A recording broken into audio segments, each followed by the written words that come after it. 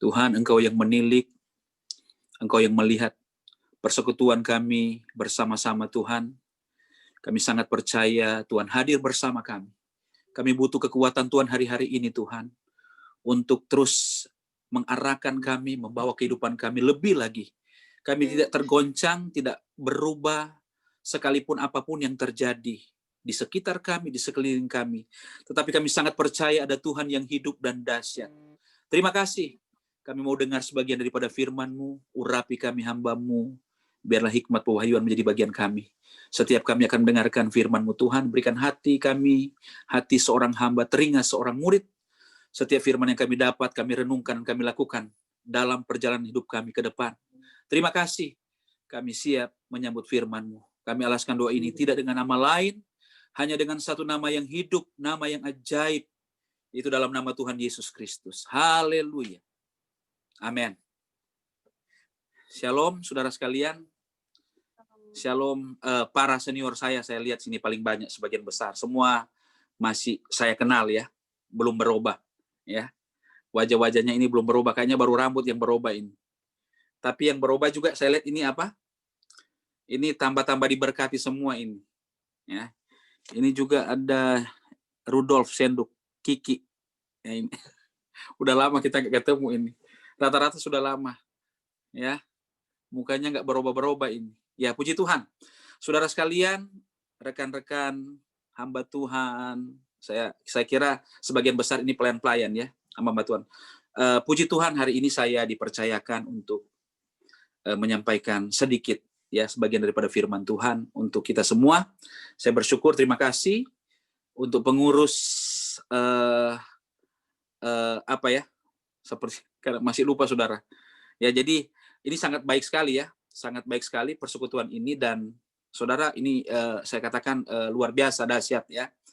Jadi perkumpulan ini yang dimana saudara tujuannya untuk mendoakan negeri kita, mendoakan tempat asal kita. Puji Tuhan yang sudah menginisiasi ini ya. Saya percaya para hamba-hamba Tuhan yang ada di sini makin diberkati Tuhan. Nah, puji Tuhan, saudara, tidak berlambatan. Saya nggak perlu memperkenalkan diri, semua saya kenal, dan saudara, saya masih junior ya. Ini semua rata-rata sudah senior ini. Mungkin hanya yang junior ini saya lihat ini ibu Kaligis Tulenan ini ya. Itu masih adik kelas kami itu. Tapi rata-rata ini semua saudara kakak saya ini. Dengan siapa? Dengan Bro Esra ya. Bro Harto, Bro Harto. Itu adik saya, tetapi rata-rata itu semua di atas saya. Nah, saudara, puji Tuhan, saya Tuhan percayakan untuk melayani di tempat ini ya. Saya juga pada waktu itu ketika memulai satu pelayanan, saya tidak tahu, dan saudara, itulah cara Tuhan untuk membawa kami di tempat ini ya. Tahun 91 saya meninggalkan Rembokan setelah tamat SMP, dan saya sekolah di sana. SMA itu kurang lebih ya, saya selesai tahun 93, dan akhirnya saya punya jantung hati di sana saudara ya. Istri saya orang Manado tapi dia lahir di Ternate. Saya pemain musik, dia penari, pemain rebana, dan oleh anugerah Tuhan kami dikaruniai anak 4. 1 lahir di Ternate, 3 lahir di Amerika ya saudara. Jadi saya dapat berkat banyak di negara ini saudara ya. Kalau dulunya anak saya itu ketika dia mulai besar, dia tanya, "Papi, Mami, masa Alden cuma sendiri? Kenapa Alden tidak punya adik?" Ya. Nah, saudara, memang pada waktu kami di Indonesia itu kalau nggak salah 2 kali istri saya keguguran, dan akhirnya sulit untuk punya anak ya. Sampai ada yang bilang sudah nggak bisa punya anak. Tapi puji Tuhan, ketika saya ada di negara yang diberkati Tuhan ini, akhirnya saudara, Tuhan berikan ya 3 anak yang saudara berturut-turut itu. Mau tahan saudara, hampir mau tahan, kalau nggak tahan saudara itu bisa datang semua. Sorry. Ya, jadi puji Tuhan, Tuhan baik. Dan saudara, kurang lebih tahun 99 kami keluar dari Ternate karena pada waktu itu terjadi kerusuhan yang besar ya di Ternate, dan saya mengalami bagaimana saudara kerusuhan itu cukup dahsyat ya.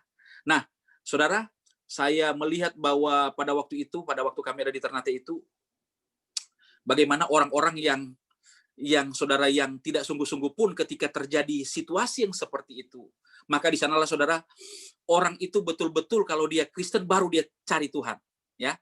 Jadi kurang lebih tahun 99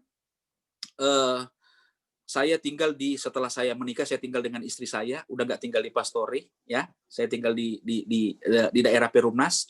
Nah, kemudian saudara, tempat yang kami tinggal itu, rumah istri saya itu diserang, ya, saudara, diserang oleh jihad, ya. Tapi sebelum diserang, kalau istri saya lagi di Manado, tapi saya pada hari itu, ya, saya udah ke gereja karena gembala katakan, ayo kita doa malam, dan seluruh jemaat-jemaat itu kumpul di sana. Dan ketika kami ada di gereja, saudara, itu jam 4 pagi dia pecah kerusuhan itu. Nah, saudara, saya bisa bayangkan orang-orang yang pada waktu itu yang tidak siap, itu banyak sekali korban, ya, di Ternate itu. Kenapa? Karena rumah-rumah orang Kristen itu sudah dikasih kode, ini rumah orang Kristen, ya, Obed. Nah, pada waktu mereka serang pagi-pagi itu, semua rumah orang Kristen dikelilingi, kemudian saudara, mereka mulai bakar, ya. Pada saat api menyala, ada orang-orang yang terbangun itu ketika keluar itu mereka dipanah, ditombak, diparang. Itulah kejadian di Ternate. Tapi puji Tuhan, oleh anugerah Tuhan, saudara, kami diungsikan di Angkatan Laut kurang lebih 6 hari, ya. Nah, dari 6 hari itu setelah ada kapal perang dari Makassar datang ke Ternate, ya saudara, saya alami nih saudara. Jadi oleh sebab itu saya coba ceritakan sedikit, ya. Jadi saya coba ceritakan sedikit. Kemudian kami ada di kompleks pengungsian Angkatan Laut. Saya lihat di sana saudara, waduh, itu ngeri sekali, ya. Jadi itu ada 4 kompleks untuk tempat pengungsian, baik di tempat di Angkatan Laut, kemudian di Polresta, ya, kemudian juga di Kodim dan di Kesultanan. Nah, kami ada di Angkatan Laut. Saya lihat saudara, ya, ketika saya ada di tempat pengungsian itu, saya lihat, waduh saudara, ada ibu yang datang, suami dengan anaknya ketinggalan di rumah. Ada orang tua datang, istri dan suami itu datang di tempat pengungsian, anak mereka ketinggalan, ya.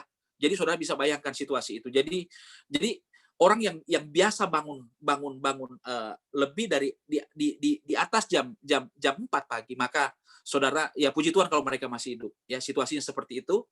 Dan pada akhirnya kami setelah ada kapal perang yang bersandar di pelabuhan Ternate, maka kami saudara diungsikan, ya. Kami dari tempat pengungsian Angkatan Laut kami menuju ke pelabuhan. Nah, saudara tahu waktu menuju ke pelabuhan itu kami diserang, ya. Kami ada di trek itu, di trek Angkatan Laut itu kami dilempar, saudara, ya. Padahal ada begitu banyak pengawalan. Tapi itulah situasi yang terjadi. Sampai di pelabuhan kami akan naik ke kapal perang itu cukup, ya saudara, muatannya hanya 500 orang saya dengar. Tetapi waktu kami tiba di pelabuhan itu, saudara, pengungsinya cukup banyak, ya.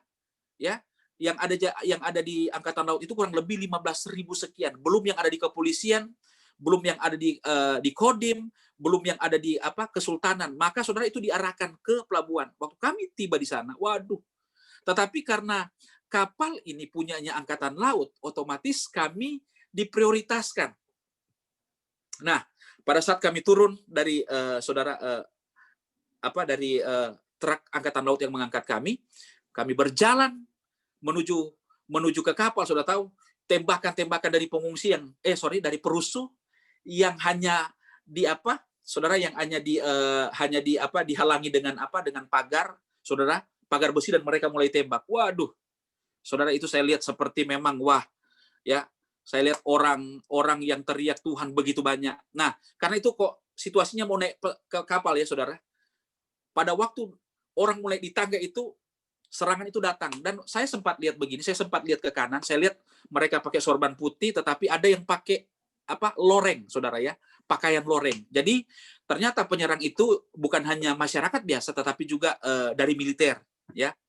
Dan saudara, mulai kami naik ke kapal itu. Dan pada waktu naik ke kapal, saudara, ada yang berebutan naik sehingga jatuh di laut, saudara, ya. Jadi mereka nggak tertolong lagi karena situasinya mencekam. Siapa yang cepat, dia akan selamat. Dan akhirnya, saudara, puji Tuhan, kami bisa naik dengan beberapa jemaat, ada juga kakak-kakak kami naik di sana, dan tiba kami di kapal itu, saudara, kami udah nggak bisa bergerak. Siapa yang berdiri, dia berdiri. Siapa yang sudah duduk, dia duduk, saudara. Karena kan itu memang cuma 500 orang, ya, kapal perang. Bukan kapal penumpang seperti kapal Pelni, ya.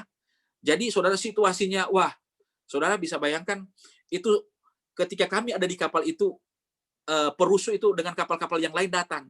Nah, petugas nggak bisa buat apa-apa. Tetapi pada akhirnya, saudara, ketika kapal itu semakin penuh dan ternyata yang naik itu hampir 2.000 orang, maka saudara, kapten mengambil keputusan untuk keluar, ya, nggak bisa, ya. Nah, saudara, ketika kapal ini keluar meninggalkan Ternate, diserang juga. Waduh, saya lihat di situ di kapal itu orang teriak, Tuhan, Tuhan, Tuhan, tolong, Tuhan, tolong, Tuhan, tolong. Ada saya kenal orang Ternate itu, saudara, yang nggak pernah ke gereja, tetapi ketika berada pada situasi itu, dia teriak Tuhan. Ada pada waktu itu ibu yang hamil kurang lebih 6 ke 7 bulan, saudara, ya, itu hamil. Itu melahirkan di situ. Kenapa? Karena memang keadaan yang menakutkan. Ya, ketika kami keluar dari kota Ternate, ya, masih diserang, ya. Tapi pada saat itu, saudara, kapten mengumumkan kepada perusuh yang coba-coba mendekat, dia katakan, kami akan tembak kamu semua pada saat kamu mendekat dengan radius, ya. Dia katakan radius, saya masih ingat. Dan saudara, puji Tuhan, pada akhirnya karena ini kapal perang, kalau dia mungkin kapal yang lain, saudara, sudah hancur kami.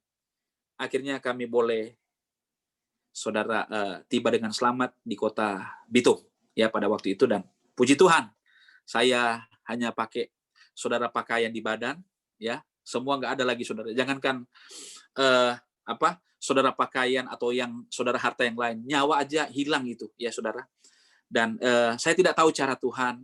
Akhirnya dari situ saya hanya beberapa bulan di Manado, kami ke Surabaya, dan saudara, kami pelayanan di Surabaya. Setelah itu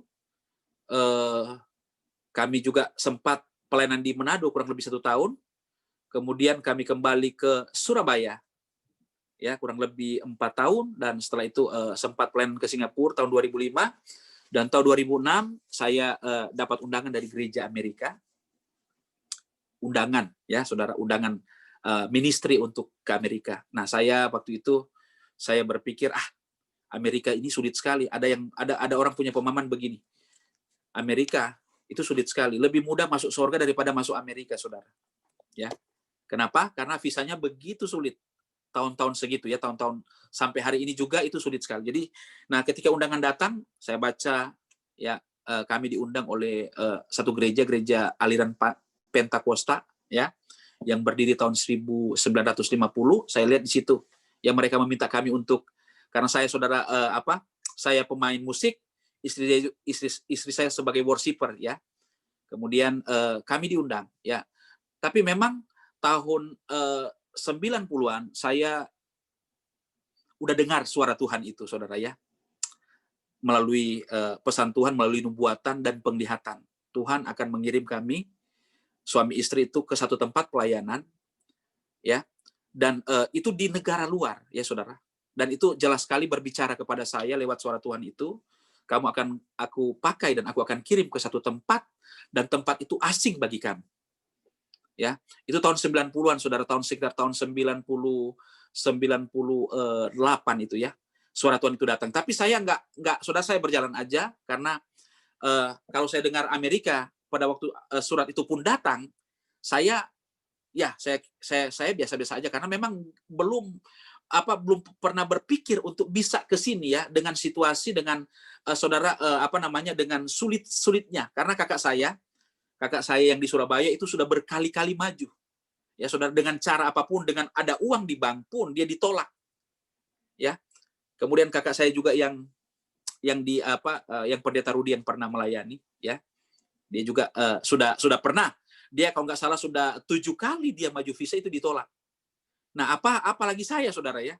Tetapi ketika surat itu datang, ya, kami dengan istri, saya katakan kepada istri, ayo kita siapin aja, kita bawa dalam doa. Kemudian kita berdoa dan kita terus maju, ya. Kita kita persiapkan betul-betul. Dan nah, pada waktu persiapan itu kami mulai berdoa, Tuhan, ini undangan ini, kami respon undangan ini, tetapi kami tidak mau salah melangkah, kami ini hamba Tuhan. Kami mau berjalan dengan apa yang Tuhan tuntut kepada kami. Karena saya sangat percaya, saudara, panggilan itu adalah bagiannya Tuhan ya. Bukan kita melihat, oh ini tempat basah, saya mau ke sini, saya mau ke sini. Tapi saudara, saya bawa itu dengan istri kami berpuasa selama kurang lebih 40 hari kami dua puasa. Sampai selesai untuk kami maju visa. Nah, ketika hari mendekat kami akan maju visa ya, saya diundang pelayanan.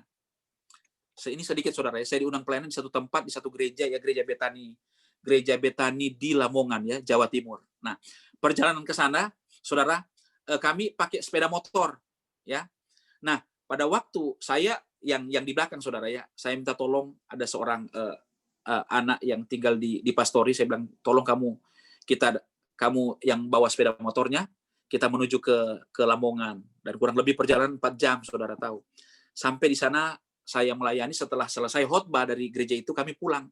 Nah, mulai perjalanan pulang perasaan gak enak ini. Itu malam saudara. Tiba-tiba antara Babat dan Lamongan itu ada mobil yang begitu cepat tabrak kami dari belakang. Pada waktu dia tabrak kami, saudara, saya terlempar begitu jauh ke kiri. Kemudian yang bawa sepeda motor ini lebih ke depan, saudara. Jadi yang nabrak itu waktu dia tabrak dia langsung lari. Tetapi ada sepeda motor yang lihat. Nah, waktu saya terbang itu karena begitu cepat kan, jalan ini kalau saya katakan ya jalan trans untuk menuju Jakarta. Jadi cukup banyak mobil, cukup banyak sepeda motor. Jadi waktu ditabrak, waktu saya terlempar ke kiri ke aspal, saya teriak dalam nama Yesus. Saudara, saya jatuh. Nah, biasanya saya nggak hobi pakai helm yang standar. Biasanya saya cuma pakai helm yang saudara yang seperti helm proyek begitu yang cuma pakai. Tapi pada hari itu saya pakai helm yang standar. Waktu di Surabaya dulu saya sering saudara melayani, dan saya kemana-mana saya pakai itu saudara. Tapi waktu itu saya ke Lamongan itu saya pakai yang standar. Saudara tahu, pada waktu saya jatuh, saudara, saya tarik dalam nama Yesus, dan saya punya kepala ini terus berjalan sampai berhenti di satu balok kayu waktu itu kalau saya tidak salah. Dan saudara, ketika itu saya berdiri, saya pegang telinga sebelah kiri saya. Waktu saya pegang, helm saya udah pecah setengah, saudara. Saya katakan, Tuhan terima kasih. Saya tahu bahwa ini serangan untuk kami, untuk menghambat kami, saudara ya. Karena pada waktu itu kami sementara berpuasa. Dan puji Tuhan, semua itu pada akhirnya berjalan baik. Tuhan tolong, dan kami 2-3 hari kami akan maju visa. Saya berdoa begini, Tuhan, saya tahu situasi di tempat di mana pengurusan visa ini, orang-orang yang ada di sana itu, para officer yang menjaga, yang akan menginterview kami adalah orang-orang yang pasti akan mematahkan semangat kami. Tetapi kalau saya katakan, kalau Tuhan izinkan kami, saya dengan istri, Tuhan panggil melayani di sana, saya hanya minta satu aja, Tuhan tolong tutup mulut mereka. Kalau ada pertanyaan-pertanyaan yang menjebak, pertanyaan yang menjebak kami, yaitu bagiannya Tuhan. Tetapi doa saya cuma itu, Tuhan tutup. Supaya nggak ada pertanyaan yang lain, saudara ya. Karena memang saya udah dengar kesekian kali. Kakak yang tua saya juga, ya dia sudah di Amerika memang, saudara ya. Dia sudah lebih dulu, Pendeta Charles Tulena, dia udah lebih dulu. Dia pun, saudara, waktu maju, waduh, begitu sulit. Tetapi puji Tuhan dia dapat, karena pada waktu itu gerejanya dibakar di Ternate. Jadi dia cepat sekali dapat. Nah, sedangkan kami, ya, saya nggak punya uang di bank, saudara, seperti yang lain. Nah, waktu kami ada di tempat di mana hari itu kami akan maju visa, ya saudara, kami ada di tempat itu, masuk ke konjen yang ada di Surabaya, wah situasinya memang mereka bilang lain daripada yang lain. Ya saya cuma berdoa aja, karena memang kami dalam keadaan puasa, saya dengan istri. Ya, waktu maju saya ada di nomor yang ketiga, saya dengan istri. Jadi yang pertama itu pengusaha, yang kedua pengusaha. Sudah tahu, pengusaha ini diminta rekening korannya. Wow, itu rekening korannya itu sampai, kalau saya tidak salah, saya dengar miliar ya saudara. Jadi pengusaha di depan cuma saya dengan istri yang hamba Tuhan. Saya katakan kepada istri saya, kita ini nggak punya uang di bank. Ya, akhirnya sudah tahu ketika waktu kami yang akan maju visa itu, ya saudara, akhirnya puji Tuhan. Sudah tahu apa? Officer yang akan menginterview, karena saya maju dengan istri saya, dia tanya begini kepada kami, dalam rangka apa kamu ke Amerika? Saya cuma katakan, ministry, sir. Oh, oke. Dia bilang, dia mau lihat surat kami. Waktu saya kasih surat itu, sudah nggak ada pertanyaan yang lain. Dia hanya katakan, Kamu kamu istri kamu hari ini tolong pergi foto lagi karena rambutnya sedikit keluar, dia kan rambut panjang yang menutup telinga. Nah, waktu saya dengar begitu, saudara, waduh, saya katakan wah. Setelah itu dia kasih tanda, abis istri saya pergi foto lagi, kami kembali lagi ke konjen, maka dia kasih saudara kode itu, kartu itu untuk pengiriman visa itu. Akhirnya 1 minggu kemudian visa kami dapat, saudara. Mereka nggak lihat, nggak minta rekening kami, nggak minta apa-apa. Memang kalau minta rekening, nah saudara bisa bayangkan pengusaha yang ada di depan kami itu ditolak, ya saudara. Itu uangnya banyak. Tapi itulah cara Tuhan. Nah, dan akhirnya hari ini kami ada di sini. 4 tahun saya, saudara, pelayanan di gereja Amerika itu, dan saudara, puji Tuhan, sejak tahun 2010 saya menjadi gembala di gereja Indonesia yang ada di Washington DC area. Gereja ini adalah gereja pertama, saudara, ya. Gereja pertama. Nah, dari gereja ini, saudara, itu terjadi pemekaran. Terjadi, saudara, ada, karena dulu ini hanya satu gereja, ya, namanya, saudara, Indonesian Christian Fellowship Church. Jadi gereja ini dulunya bersifat oikomene, sehingga hanya satu gereja, Katolik di situ, saudara, Pantekosta situ, Sidang Jemaat Allah di situ. Jadi satu gereja ini. Kemudian Protestan juga di situ. Nah, pada akhirnya, saudara, mulai yang Protestan agak keras, mereka memisahkan diri, sehingga, saudara, ketika saya menjadi gembala di sini, ya, saya lihat, ya, jadi jemaat-jemaat yang tua, saudara, ya. Dan puji Tuhan, kami kurang lebih 10 tahun, kami boleh, saudara, melayani di gereja ini, dan sampai hari ini. Dan Tuhan baik, Tuhan begitu dahsyat, ya.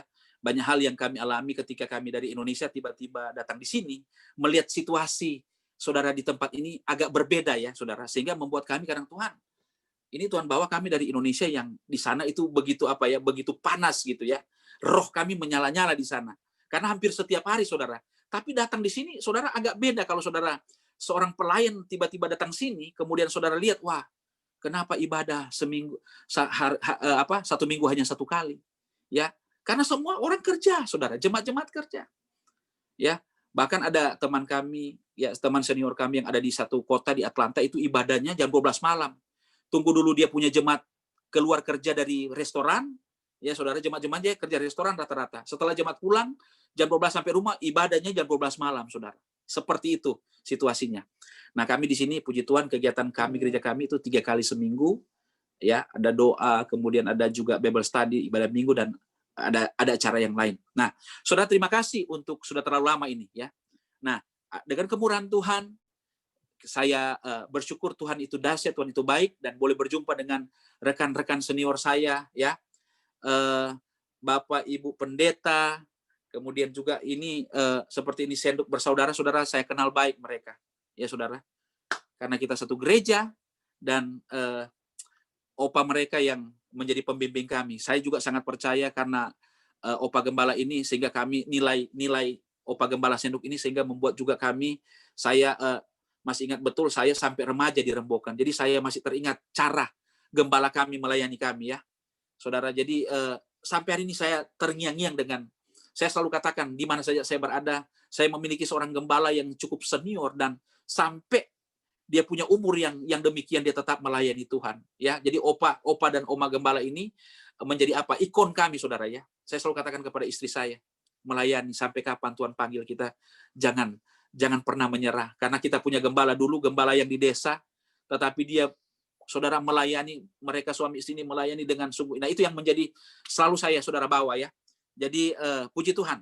Mari, saudara, kita melihat dalam satu ayat, ya, Mazmur pasal 16. Mungkin terlalu lama saya punya saudara kata-kata, ya, pendahuluan, ya. Mazmur 116 ayatnya yang ke-8. Saya akan berbicara tentang apa fokus kita hari-hari ini, ya. Apa fokus kita? Nah, dalam kitab Mazmur pasal 16 ayatnya yang ke-8, firman Tuhan berkata demikian. Ya, kita bisa melihat dalam Alkitab kita masing-masing. Mazmur pasal 16 ayat yang ke-8 dikatakan begini. Aku senantiasa memandang kepada Tuhan, karena Ia berdiri di sebelah kananku, aku tidak goyah. Aku senantiasa memandang kepada Tuhan, karena Ia berdiri di sebelah kananku, aku tidak goyah. Ya, saudara, itu saya katakan tadi tema atau apa yang akan saya sampaikan hari ini, ya. Apa fokus kita, ya? Jadi kita lihat bahwa hari-hari ini begitu banyak orang, saudara, terpandang atau fokus kepada situasi yang sementara terjadi, ya. Situasi yang bukan hanya satu negara mengalami ini, seperti tadi saya katakan, tapi semua negara mengalami ini. Nah, Daud ketika dia mengalami situasi yang tidak menyenangkan, tidak mengenakan, dia dikejar-kejar lawan, dia dikejar-kejar musuh, bahkan saudara dia menghadapi tekanan, dia menghadapi ancaman, dia menghadapi bahaya. Saudara, dia katakan bahwa aku senantiasa memandang kepada Tuhan. Apapun situasi, apapun keadaan yang Daud alami, dia katakan dia memandang kepada Tuhan. Dalam King James Version itu dikatakan Daud menempatkan Tuhan di hadapannya. Sehingga saudara, kita lihat ketika Daud, saudara, memandang, memfokuskan hidupnya kepada Tuhan, dia katakan begini, ya. Dia katakan ayat 8 tadi, aku senantiasa memandang kepada Tuhan karena Ia berdiri di sebelah kananku, aku tidak akan goyah. Saudara, ancaman boleh datang, tekanan boleh datang, bahaya boleh datang, saudara, ya. Musuh-musuhnya, lawan-lawannya boleh mengejar dia, tetapi ternyata, saudara, Daud, dia betul-betul fokus hidupnya kepada Tuhan. Dia tidak, saudara, memfokuskan hidupnya kepada bahaya yang sementara dihadapi. Sebab dia sangat percaya bahwa, saudara, situasi apapun yang dihadapi, dia sangat yakin Tuhan ada. Bahkan dalam ayat ini dikatakan tadi bahwa karena Ia berdiri di sebelah kananku. Saya coba mencari apakah Daud melihat secara spesifik Tuhan ada di kanannya dia. Tidak ada, saudara. Tapi dia mengimani bahwa Tuhan ada. Ya, dia mengimani bahwa Tuhan ada, saudara. Sehingga saudara, fokusnya bukan kepada lawan-lawan yang mengejarnya. Fokusnya bukan kepada bahaya yang sementara dihadapi, tapi fokusnya justru kepada Tuhan. Pandangannya kepada Tuhan. Ya, saudara, pernah dengar kejadian beberapa tahun lalu, itu kalau saya tidak salah, saya baru sampai Amerika, jadi saya ingat betul ini, ya. Kecelakaan pesawat Adam Air. Ya, kalau saudara baca, saudara bisa buka di Google, saudara lihat. Nah, saudara tahu kecelakaan pesawat Adam Air ini, ya, itu tahun 2006 bulan Desember, itu saudara yang mengakibatkan kurang lebih 102 orang meninggal. Dan saudara ada kurang lebih 6 sampai 7 pendeta atau gembala GPDI situ yang masuk di situ, ya, saudara, yang naik situ. Waktu itu saudara, saya juga ada kenal Gembala Sidoarjo, ya. Itu ada di situ dengan anak-anaknya, saudara. Nah, pada akhirnya pesawat ini jatuh di daerah di perairan Majene. Nah, ketika diselidiki, saudara, pada waktu kotak hitamnya didapat, ya, pada waktu kotak hitamnya didapat pesawat Adam Air ini, saudara tahu, ternyata ketika mereka dengar, saudara, ternyata sebelum pesawat ini jatuh itu ada masalah, ya, dan masalah itu bukan masalah yang serius di kapal ini, di pesawat ini, ya. Ternyata itu, saudara, di kokpit, ya, itu ada sedikit bagian navigasi, ada sedikit gangguan, ya. Tetapi ini bukan sesuatu yang bahaya. Yang harusnya pilot dan co-pilot itu jangan fokus di situ. Nah, pada akhirnya karena ada sedikit gangguan, ya, itu, saudara, di permasalahannya itu ada dia punya istilah itu IRS, ya. Nah, ketika dua-dua memfokuskan itu, kemudian, saudara, yang saya baca berita itu bahwa pilot katanya dia udah pencet autopilot, ya. Jadi pesawat itu ada yang autopilot, ada yang dengan manual. Jadi, saudara, ada saatnya pilot itu nggak perlu lagi, saudara, karena kalau dia sudah pencet autopilot, maka pesawat itu akan jalan sendiri. Tapi pada waktu itu, karena saking fokusnya pilot dengan co-pilot kepada kerusakan kecil, mereka apa mereka sudah pencet atau belum pencet itu, saudara, sistem autopilot itu, tetapi pada akhirnya ternyata autopilot itu tidak dipencet. Karena apa? Co-pilot dan pilot ini itu terfokus kepada kerusakan kecil yang ada di bagian navigasi. Saudara tahu, tanpa mereka sadari, pesawat itu pelan-pelan mulai miring ke kanan dan mengarah ke bawah. Saudara ya, mengarah ke bawah. Dan pada akhirnya saudara, ketika semakin pesawat itu mengarah ke bawah sebelah kanan, saudara baru sadar. Pilot dan co-pilot baru sadar, wah pesawat udah miring. Tapi pada waktu mereka mau balik untuk mau angkat pesawat ini, udah nggak bisa keangkat. Karena pesawat mulai, saudara, turun begitu cepat. Dan pada akhirnya terjadi kecelakaan. Setelah saudara itu lihat, itu dia punya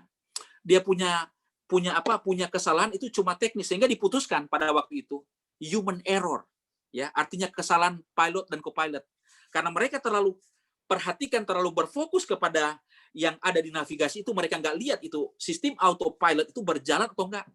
Pada akhirnya pesawat itu jatuh, hanya tidak fokus ke depan, saudara. Nah, itu tadi saya katakan, apa yang dihadapi oleh Daud, situasi yang dihadapi. Dia tidak fokus dengan masalah yang dihadapi. Dia tidak fokus dengan tekanan yang dihadapi. Dia boleh mengalami, saudara, boleh mengalami. Ya, dia lihat, saudara, lawan-lawannya mencari dia, lawan-lawannya mengejar dia. Saudara, ini bahaya.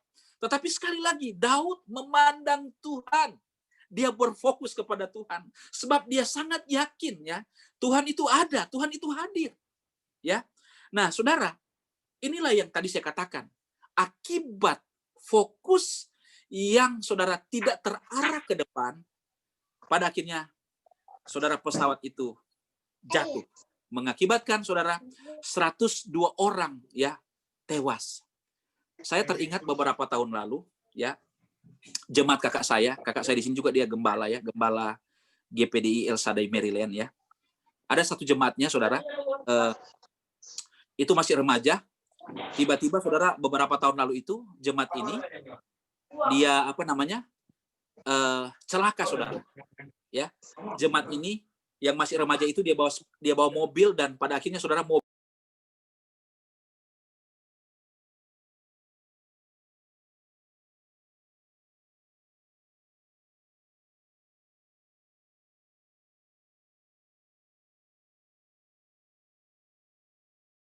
terjadi kecelakaan itu saudara ya. Nah, ketika mereka lihat, ternyata waktu mereka sudah angkat mayatnya hancur, saudara. Pada waktu mereka cek, ternyata di sebelah kanan daripada remaja ini, jemaat kakak kami ini, itu ada handphone jatuh. Nah, saudara, ketika mereka lihat, itu ternyata dia lagi SMS. Ya, dia lagi SMS. Jadi saudara bayangkan, dia lagi bawa mobil tangan kiri, karena kan sini saudara setirnya sebelah kiri ya. Jadi dia lagi bawa mobil tangan kirinya, tangan kanannya dia pegang handphone. Dia nggak fokus.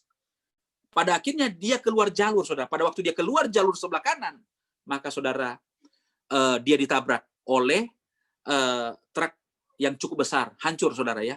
Dan akhirnya mereka mengambil satu kesimpulan bahwa kesalahan bukan dari truknya dan kesalahan dari anak ini, karena sementara dia drive, ya, sementara dia mengendarai mobil, dia tidak fokus dengan arah depan, tetapi dia fokus dengan SMS. Ya, saudara, pada waktu mobilnya keluar dia ditabrak. Nah, saudara, itu saya katakan tadi, apa fokus kita hari-hari ini? Situasi sementara terjadi, saudara. Pandemi COVID-19 ada di mana-mana. Karena, saudara, COVID-19 ini juga akibat, saudara, terjadi di hampir semua bidang. Ekonomi, keuangan, ya. Semua, saudara, ya. Semua alami ini. Goncangan ini alami. Ya. Bahkan, saudara, saya mau katakan di Amerika ini. Ini di Amerika, ya. Di Amerika ini itu ketakutan yang luar biasa ya. Saya lihat ketakutan yang luar biasa, kekhawatiran ya. Sekalipun yang lain-lain biasa-biasa aja ya. Saking dengan menghadapi ini, bahkan ketika mereka lihat Amerika sebagai negara nomor 1 orang yang terdampak dengan COVID itu, ini saudara ya, banyak juga orang yang memang stres hadapi ini. Bahkan saya lihat dari kasus yang terjadi ya, itu khusus Amerika, saudara. Itu dari stres itu mereka langsung saudara tidak mampu, saudara mampu menguasai diri. Ya, mampu menguasai diri, dan pada akhirnya ada banyak orang yang bunuh diri. Nah, saya melihat ini dari militer aja, militer Amerika ya. Militer Amerika itu kurang lebih yang bunuh diri karena menghadapi COVID-19 ini ada saudara kurang lebih 114 orang tahun saudara bulan September tahun 2020. Ini dari militer, ini dari angkatan darat.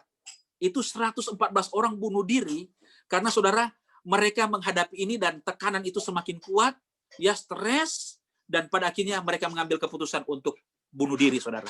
Nah, kita lihat, saya melihat ini baru dari angkatan darat, belum dari angkatan laut, belum dari angkatan udara, belum dari guard, saudara ya. Ini saya lihat dari Amerika. Kenapa? Ya, saya coba lihat kenapa sampai mereka ambil keputusan ini. Ya, jawabannya karena fokus mereka kepada situasi yang sedang terjadi. Saya bisa bayangkan, saudara, saya bisa bayangkan, mereka ini yang tentara, yang biasa berperang, ya, biasa menghadapi musuh. Tapi ketika mereka menghadapi COVID-19 ini, mereka ketakutan. Dan ketakutan itu, saudara, mereka tidak kuasai. Sehingga pada akhirnya mereka mengambil keputusan untuk bunuh diri. Ini baru tentara, angkatan darat. Belum, saudara, masyarakat. Saya nggak lihat dari masyarakat, tapi saya percaya cukup banyak. Tapi saya lihat, ya, dari angkatan darat aja sudah 114 orang tahun 2020. Mereka mengakhiri hidup mereka dengan bunuh diri. Karena mereka terarah kepada apa yang sedang terjadi. Saudara juga bisa melihat Jepang, ya, saudara, Jepang itu 1.805 orang bulan September itu mereka bunuh diri karena pandemi COVID-19. Ya, saudara. Saudara bisa buka, saudara bisa lihat data. Ya. Nah, saudara, kita lihat ini. Ini yang sedang terjadi, ya. Kenapa? Karena orang-orang terarah kepada situasi ini. Ya. Bahkan, saudara, saya juga kaget, pendeta-pendeta ikut terarah dengan ini, ketakutan. Sampai ketika jemaat undang doa sudah takut mau berdoa, saudara. Kenapa mesti takut? Apalagi, saudara, bahwa jemaatnya nggak terdampak gitu. Itu yang saya lihat dari di sini, ya. Bukan di sana, saya lihat dari Amerikanya. Nah, saudara, akhirnya kita lihat fokusnya udah berubah. Ya, fokus. Nah, tadi saya katakan bahwa Daud dia diperhadapkan dengan bahaya. Dia diperhadapkan dengan, saudara, dengan ancaman yang akan merenggut nyawanya. Tetapi, saudara, Daud dengan iman dia katakan, aku senantiasa berfokus kepada Tuhan. Dia tidak melihat siapa yang mengejar dia. Dia tidak melihat bahaya apa yang ada di sekitar dia. Dia berfokus kepada Tuhan. Dia memandang Tuhan. Sebab di sana Tuhan akan menolong dia. Ya. Jadi saya percaya, saudara, hari-hari ini apapun yang terjadi sebagai hamba Tuhan, sebagai umat Tuhan, mari tetap kita melihat Tuhan. Tuhan hadir di tengah-tengah situasi ini. Amin, saudara. Hari-hari ini kan kita sudah mengalami, kita masuk, saudara, ya, kita masuk di tengah situasi ini. Ya, karena, saudara, situasi ini semua alami, semua negara alami, ya. Semua alami. Oleh sebab itu saya katakan bahwa kita ada di situasi ini. Ya, tapi bagaimana cara kita memandang ini? Ya. Cara kita memandang ini, apakah fokus kita tertuju kepada situasi ini, ya, atau situasi-situasi yang lain? Tetapi, saudara, Daud mengingatkan saya dan saudara, mari kita terus memandang Tuhan. Kita terus memandang Tuhan. Sebab Tuhan ada di sebelah kananku. Gunung-gunung boleh bergoncang, dunia, saudara, apapun boleh terjadi hari-hari ini. Tetapi saya sangat percaya ketika pandangan kita terarah kepada Tuhan, kita akan tetap kuat. Saya teringat tentang peristiwa Daniel pasal 3, Sadrak, Mesak, dan Abednego. Pada saat mereka diperhadapkan dengan, saudara, situasi, kita tahu sama-sama cerita ini. Mereka akan dihukum mati kalau mereka tidak menyembah patung. Ya, tetapi mereka jawab, mereka jawab kepada raja itu. Mereka katakan, Tuhan mau tolong atau Tuhan tidak tolong, kami tidak akan menyembah kepada patung Tuanku. Saudara lihat, fokus mereka di tengah ancaman, di tengah bahaya itu. Sekalipun dapur api itu berdekatan dengan mereka akan dieksekusi, tetapi pandangan mereka itu bukan kepada dapur api, saudara. Bukan kepada bahaya yang akan mereka alami. Tidak. Saudara lihat, tetapi justru pandangan mereka ada kepada Tuhan. Sehingga saudara lihat, luar biasa. maut, oke, datang silakan. Yang penting kami tidak akan melihat fokus kemana. Pandangan mereka tidak ke arah yang saudara, tidak ke arah tidak ke arah yang sementara mengalami mereka. Nah saudara, saya juga percaya hari-hari ini, sebagai hamba Tuhan, sebagai umat Tuhan, biarlah fokus kita kepada Tuhan. Sehingga saudara, ketika kita fokus kepada Tuhan, yang selalu terjadi dalam kehidupan kita adalah kekuatan. Ya, roh kita disegarkan. Tuhan, terima kasih dengan situasi ini. Ya, bagi saya katakan terima kasih. Karena saudara, dengan ini biarlah Tuhan beracara. Biarlah terjadi pertobatan besar-besaran. Biarlah terjadi penuaian jiwa-jiwa di Amerika. Ini secara khusus saya sebagai hamba Tuhan, saudara ya. Jadi saya tidak tahu saudara, tetapi mari biarlah kita hari-hari ini memandang situasi yang sedang terjadi ini. Bukan kita berlama-lama terlena dengan ini, sehingga saudara akhirnya memunculkan juga ketakutan, kekhawatiran, Tuhan nanti saya terdampak. Ya, akhirnya saudara, banyak orang yang tidak ingin ketemu karena saling curiga. Nanti ini saya kena dengan dia, ya. Karena memang sudah pandangan mereka sudah, wah, COVID-19, saya akan terkena, saya akan terdampak, seperti itu.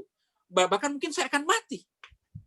Tetapi sekali lagi saudara, kita memiliki Tuhan yang hidup, Tuhan yang ajaib, Tuhan yang luar biasa, yang saudara senantiasa menyertai kita. Ya, dia tidak pernah meninggalkan kita. Bahkan tawarannya kepada kita, Matius 11:28, marilah kepadaku wahai kamu yang letih, lesu dan berbeban berat, aku akan memberi kelegaan kepadamu. Ini tawaran Tuhan. Saudara, siapa yang mempunyai masalah, dia tawarkan, mari datang. Tetapi banyak orang percaya kan menjauh, saudara ya, mengandalkan kekuatannya. Oh, karena saya masih bisa, saya masih kuat, saya pintar, saya pandai. Tetapi Tuhan menawarkan, marilah kepadaku hai kamu yang letih, lesu dan berbeban berat. Dia tidak katakan beban kecil, beban berat. Apa yang kita hadapi hari-hari ini? Beban yang berat, COVID-19, apakah itu menjadi beban berat bagi kita? Ya, saudara yang akan menjawab itu. Tetapi mari, saudara, kita mau datang kepada Tuhan. Sebab di dalam Tuhan, kita akan menerima kekuatan. Dia juga berkata dalam Yohanes pasal 15, di luar aku kamu tidak bisa berbuat apa-apa. Ya, jadi saya percaya bahwa saudara, hanya di dalam Tuhan yang memberikan kita kekuatan. Hanya di dalam Tuhan yang memberikan kita kemampuan menghadapi ini. Ya, apapun boleh jadi, goncangan boleh jadi, bahaya boleh datang. Kita boleh terkurung, saudara, terpenjara dengan pandemi COVID-19, tetapi saya percaya Tuhan bekerja di sana. Ya, puji Tuhan, sampai di sini firman Tuhan, dan saya kembalikan kepada pemimpin puji-pujian. Terima kasih.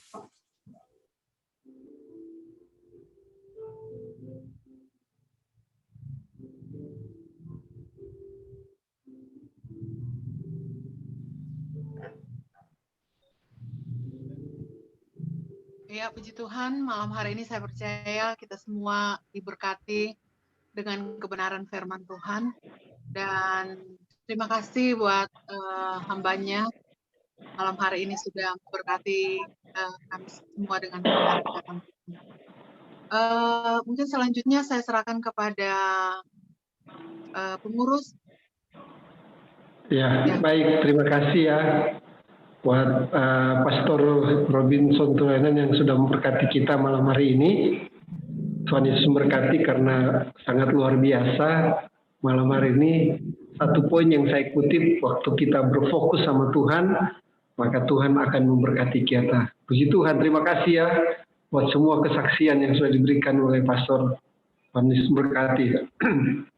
Kita berdoa bersama-sama supaya Tuhan akan berkati. Kemudian bagian selanjutnya, karena kemarin minggu yang lalu kita sudah sepakat ada kesaksian ya, dari kesaksian spesial dari Ibu Pendeta Rone dari kampung, dan saya persilakan Ibu Gembala, Ibu Pendeta, silakan.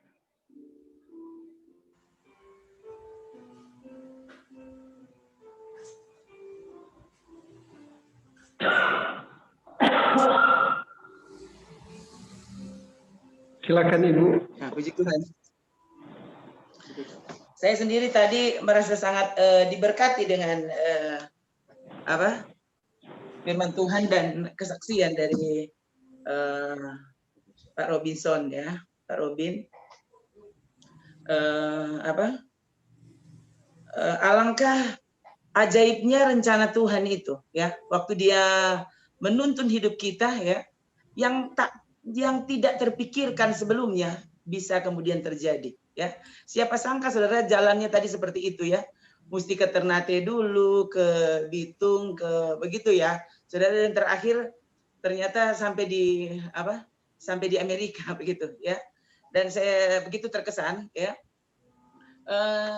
Saya pikir kesaksian saya hari ini ya menyambung kesaksian minggu lalu ya. Tentu saudara-saudara masih ingat ya kesaksian saya minggu lalu, alasan mengapa saya tidak ke dokter ya. Alasan mengapa saya tidak berobat ke dokter begitu, karena saya dulu pernah mengalami pengalaman dan saya sebut itu adalah cara Tuhan untuk memanggil saya ya.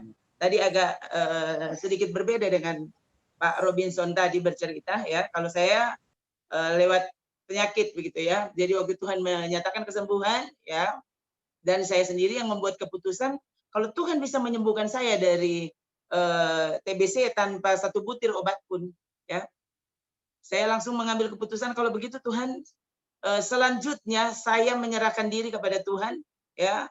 Kalau toh saya mesti mati ya, biarlah saya mati saudara ya. Itu keputusan saya. Dan waktu saya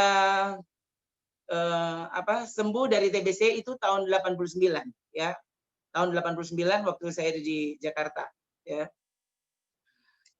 Jadi kalau mau dihitung berarti sejak tahun 89 sampai sekarang ini itu berapa tahun ya? Berapa tahun ya? 89 sampai sekarang tahun 2020 ya. Luar biasa cara Tuhan. Sementara saudara, padahal saya ini bukan pendeta tanpa sakit begitu ya. Bukan berarti saya langsung sehat walafiat, saya tidak kena sakit apa-apa ya. Justru saudara, setelah saya membuat keputusan seperti itu, saya melihat berbagai macam penyakit datang ya. Bahkan saudara, waktu itu saya sekolah Alkitab di Beji ya, saya waktu itu mengalami batuk-batuk juga, dan saya berpikir, oh Tuhan, apa kembali ya? Apa kembali ini TBC ya? Karena kan di Beji itu dingin sekali saudara ya. Beji itu dingin sekali. Waktu itu saya berkepanjangan, batuk-batuknya berkepanjangan. Saya pikir waktu itu karena memang kita masuk di dalam grup kantata ya, jadi kan sering menyanyi pertama jadi serak, lama-lama batuk-batuk ya, lalu batuk-batuk tidak sembuh saudara, tidak sembuh ya. Itu orang-orang semua bilang makan kencur lah, makan jahe, makan jeruk pakai kecap, dan pokoknya semuanya dan tidak sembuh. Lalu saudara, ini saya mau cerita ke saudara bahwa hebatnya Tuhan itu ya. Saya ingat sekali saudara, waktu itu kami di asrama dan teman-teman saya kayaknya karena tahu latar belakang saya dulu pernah terinfeksi TBC ya. Jadi waktu itu mereka langsung kait-kaitkan ya, saya batuk berkepanjangan, wah jangan-jangan kamu nih maksudnya kembali lagi. Lalu saudara, waktu itu saya ingat sekali ya, ada teman saya yang bilang begini, Ron, tadi kan Om Yos Minandar waktu itu dia mengajar di kelas ya, dia bicara tentang orang yang tidak mau pakai obat begitu ya. Dan waktu itu saya begitu tersudut.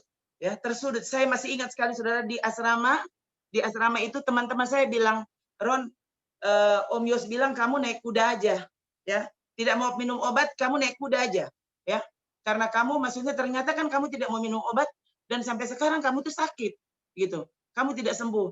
Dan waktu itu saudara, saya ingat sekali, wah Tuhan tolong saya, karena saudara saya begitu hormat kepada Om Yos, betul-betul hormat ya. Saudara nggak bisa ukur maksudnya penghormatan saya hanya dengan kalimat saya ini ya. Tapi waktu itu saudara, waktu saya begitu tersudut di asrama, saya ingat saya pernah bilang begini, Om Yos dan pengajarannya saya sangat salut karena dia guru saya ya, saya sangat salut.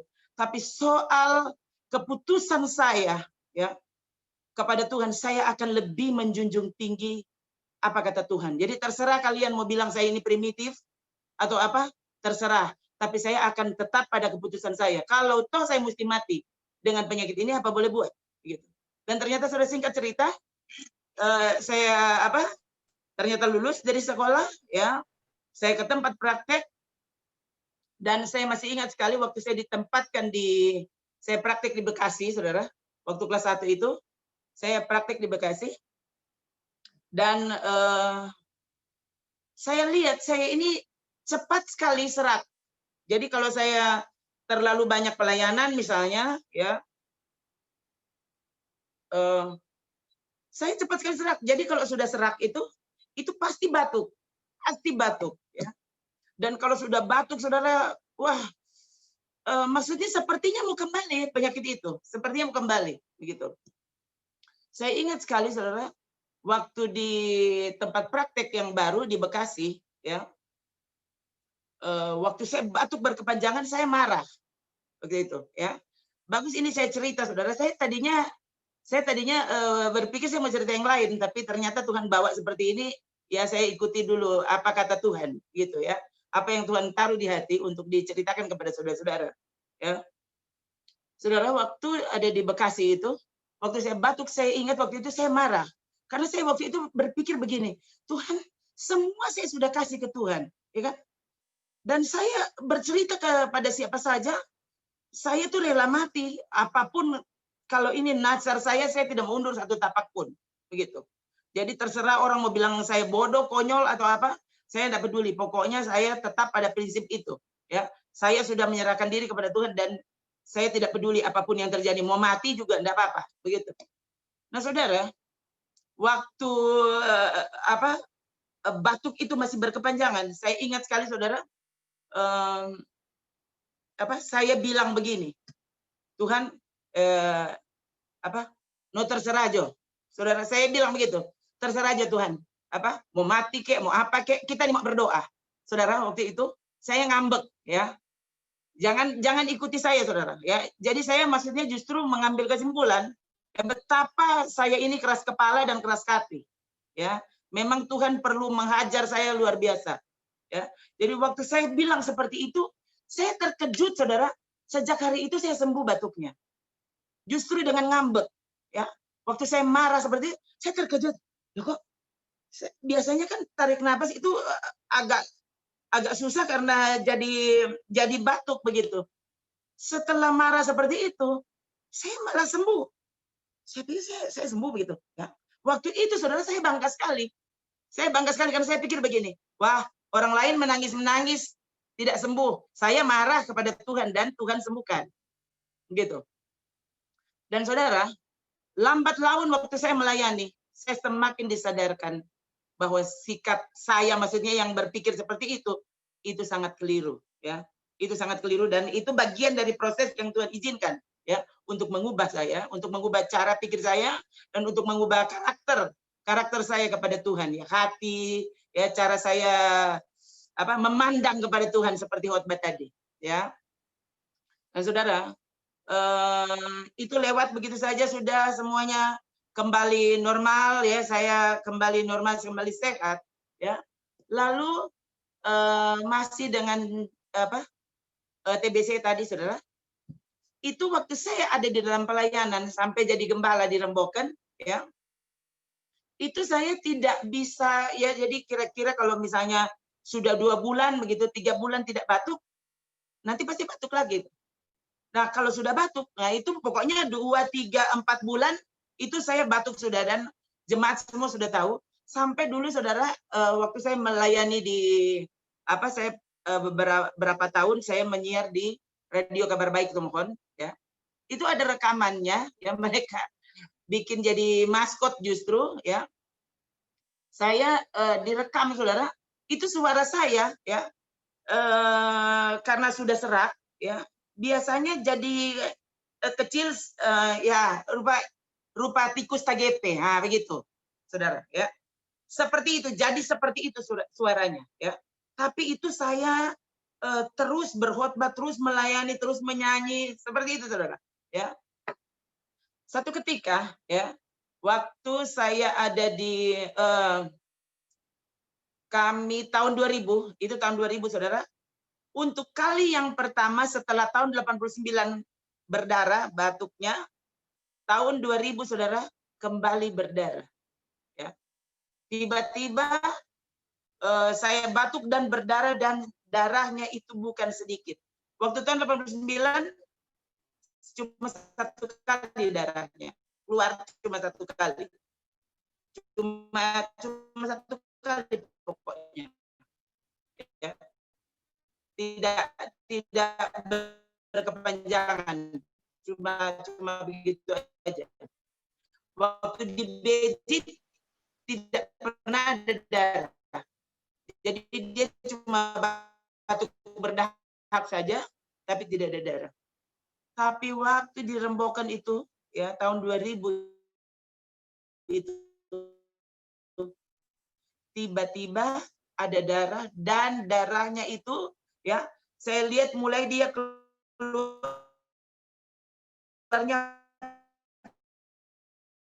pagi, ya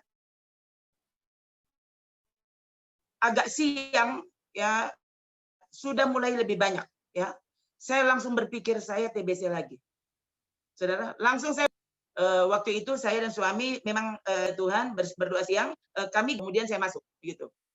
Saya keluar sudah semakin banyak, ya setiap dahak keluar dahak saya buang di kamar. Waktu itu saya ada tamu di gereja, dia bercakap-cakap dengan saya mulai rasa banyak keluar.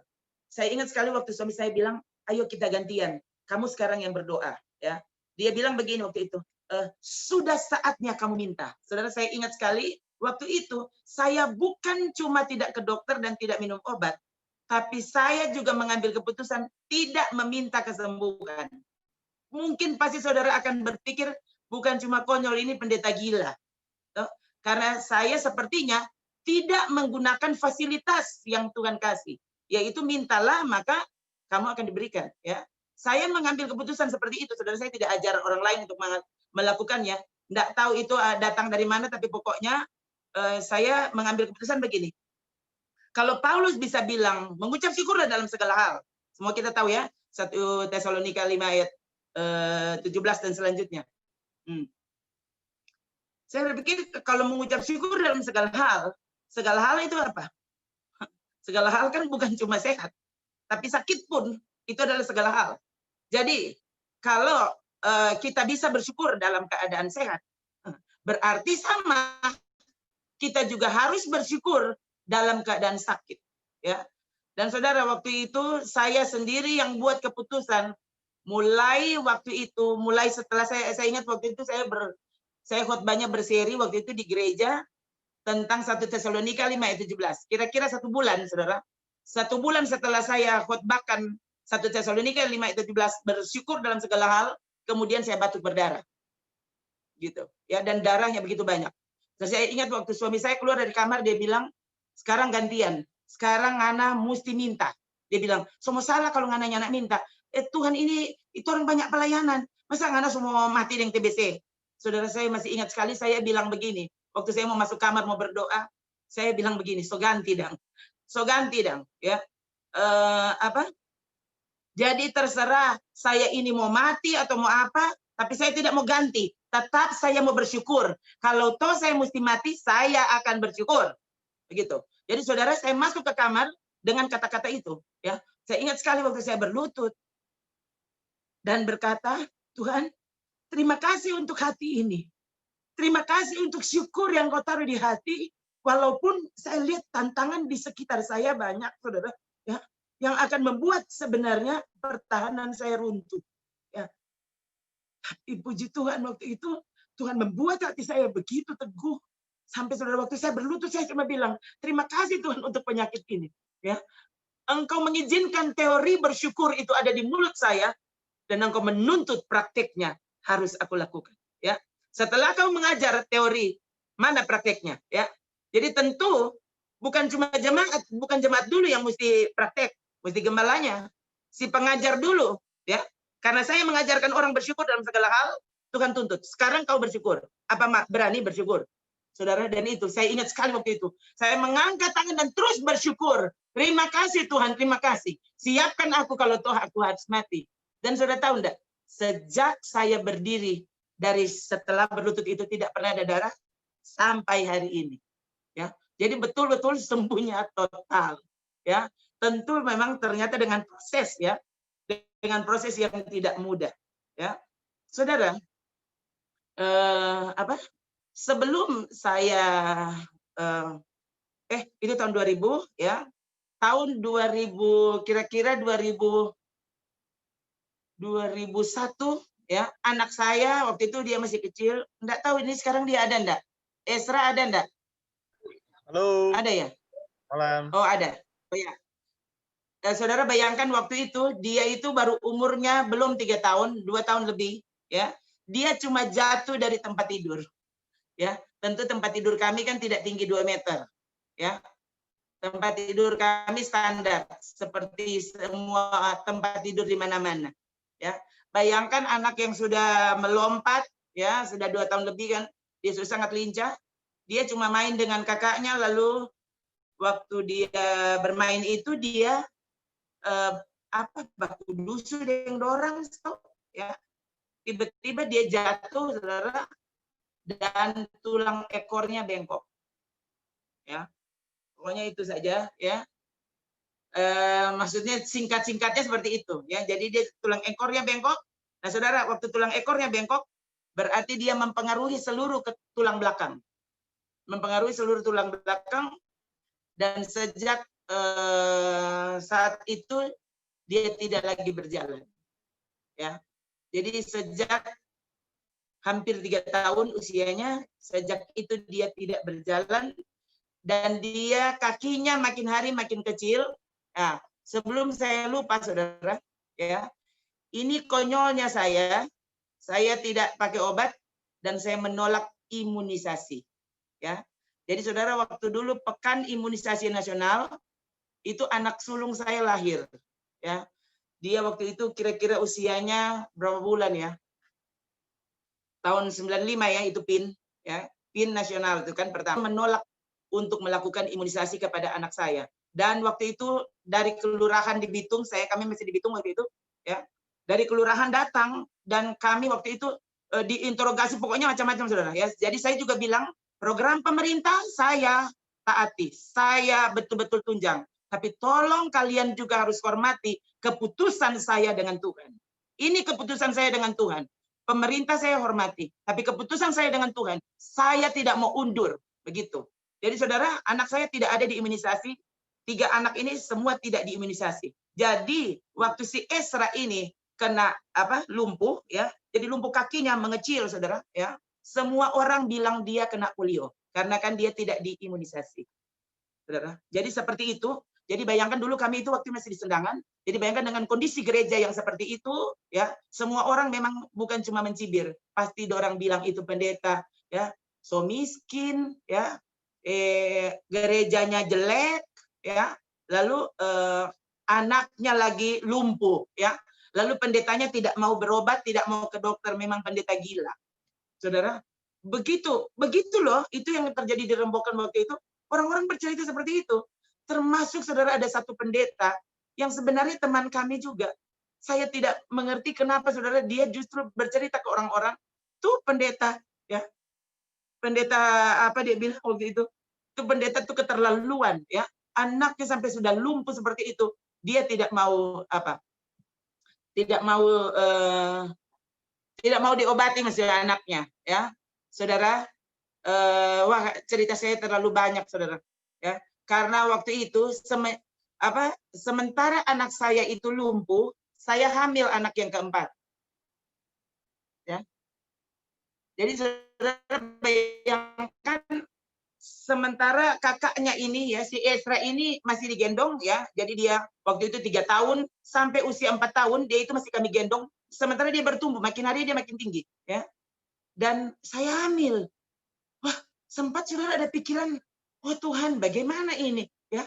Apakah mesti 2 anak sekaligus kami gendong? Begitu, ya. Saudara, dan singkat cerita, waktu saya melahirkan itu saya melahirkan di rumah, ya. Ini saudara karena memang saya pikir waktu itu saya tidak mau diganggu, ya. Jadi waktu orang-orang bilang melahirkan di rumah sakit, saya bilang, aduh sudahlah, nanti saya dipaksa suruh minum obat, suruh apa, sementara itu berlawanan dengan keputusan saya. Jadi saya mengambil keputusan saya melahirkan di rumah. dan waktu melahirkan nanti kapan-kapan saya cerita, tapi pokoknya bayi yang lahir itu sudah meninggal, saudara. Ya, itu lahirnya normal.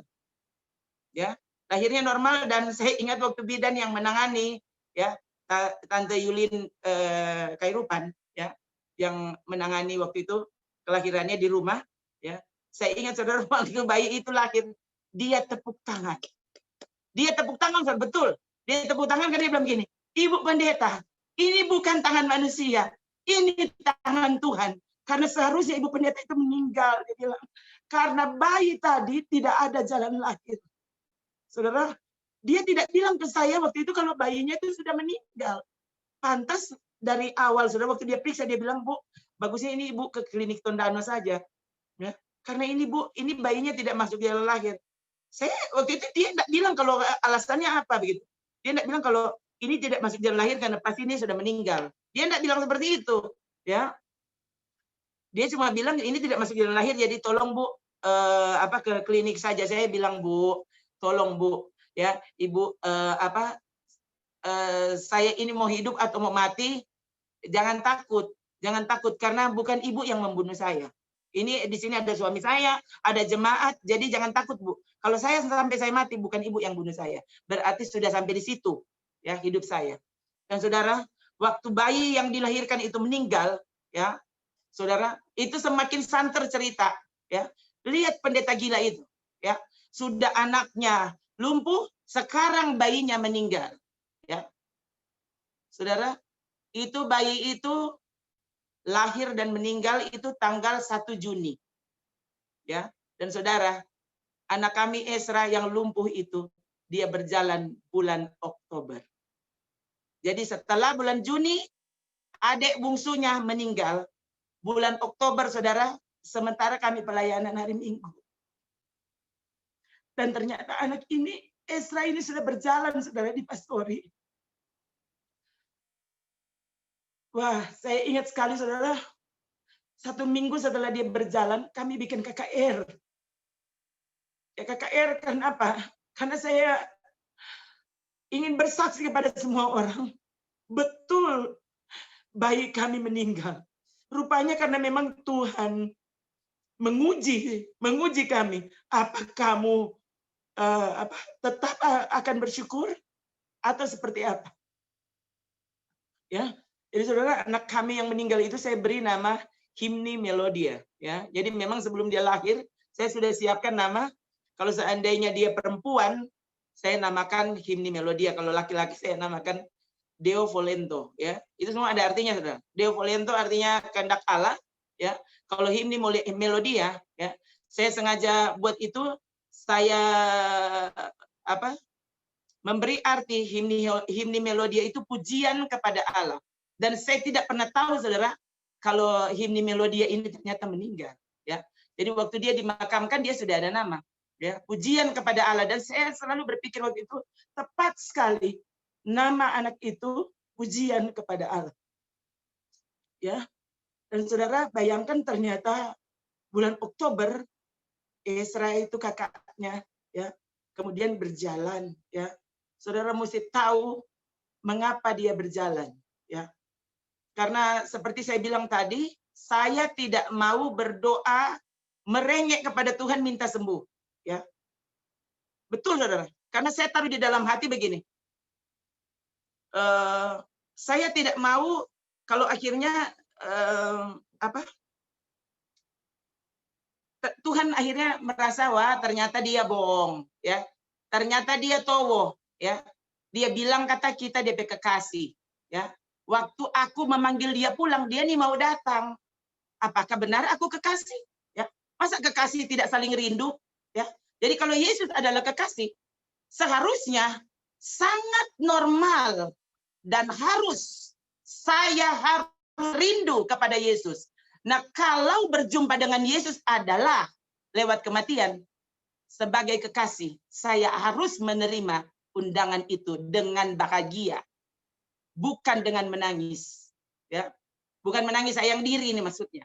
Ya, jadi kalau hari ini saya sepertinya menangis karena saya memang merenungkan, bayangkan nih kasih Tuhan yang luar biasa, yang hari ini saya diizinkan Tuhan untuk bercerita kembali tentang luar biasa kasih Tuhan itu. Nah, saudara, ya. Nah, karena kami berkeputusan untuk tidak merengek minta kesembuhan, yang terjadi adalah Ezra sudah sangat tahu waktu itu karena dia sudah mengerti, ya. Jadi tiap malam sudah dia sakit, ya. Jadi dia bukan cuma lumpuh lalu diam. Dia lumpuh dan tiap malam kesakitan. Ya. Jadi dia sudah sangat tahu. Kalau dia sudah mulai sakit, dia pasti bangunkan kami. Mama, adik sakit. Ya, orang panggil dia adik. Ya. Mama, adik sakit, Mama. Pasang jo itu keyboard, Mama. Menyanyi jo dari adik sesaki. Jadi saudara tahu enggak? Itu kami menyanyi 2 jam sampai 3 jam setiap hari. Setiap hari. Jadi untuk membuat dia itu tenang waktu dia sakit setiap malam, cuma menyanyi. Cuma menyanyi, ya saudara. Enggak usah tanya lagu cepat kah, lagu pelang. Semua lagu orang menyanyi. Ya, pokoknya itu pujian kepada Tuhan, kami menyanyikan 2 jam sampai 3 jam. Jadi tetangga di Sendangan semua tahu. Karena orang enggak bisa orang yang enggak bisa pelankan suara, itu dia setiap kali sakit saudara sekitar jam 12, jam 1, jam 2, sekitar itu dia sakitnya. Jadi bayangkan orang zaman nyanyi jam 12 sampai jam 3, ya, atau jam 1 sampai jam 4, segitu. Setiap hari, dan betul-betul saudara, ini Tuhan Yesus saksinya karena orang yang tidak pernah bilang dalam nama Yesus Ezra berjalan, itu tidak pernah. Tidak pernah dari mulut kami. Kenapa? Karena setan di dalam mulut. Enggak, Tuhan. Untuk semua keputusanmu kami berkata terima kasih, terpujilah Tuhan. Dan saudara sekali lagi, saya tidak pernah menyangka, ya, hari Minggu itu waktu sementara khotbah di depan, ternyata anak ini sudah berjalan di pastori, ya. Dan itu kan tidak ada yang tumpang tangan dan berdoa dalam nama Yesus Ezra berjalan, tidak ada.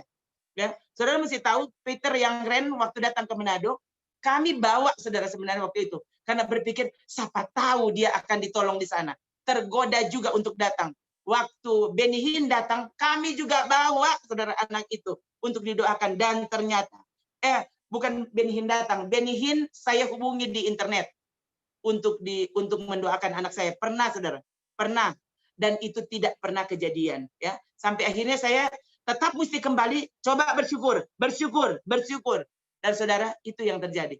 Akhirnya 2 minggu sebelum dia berjalan, orang berusaha bujuk sebenarnya ini anak, ya, karena dia waktu itu sepi sekolah saudara, ya. Jadi dia digendong dibawa ke SDN Rembokan ini, ya. Dia sekolah di sana. Jadi papanya setiap hari antar pada dia, pelok pada dia kong bawa di kelas, ya. Jadi teman-temannya semua tahu, ya. Nah, saudara, 2 minggu sebelum dia berjalan, kan orang ini tahu dia mau berjalan.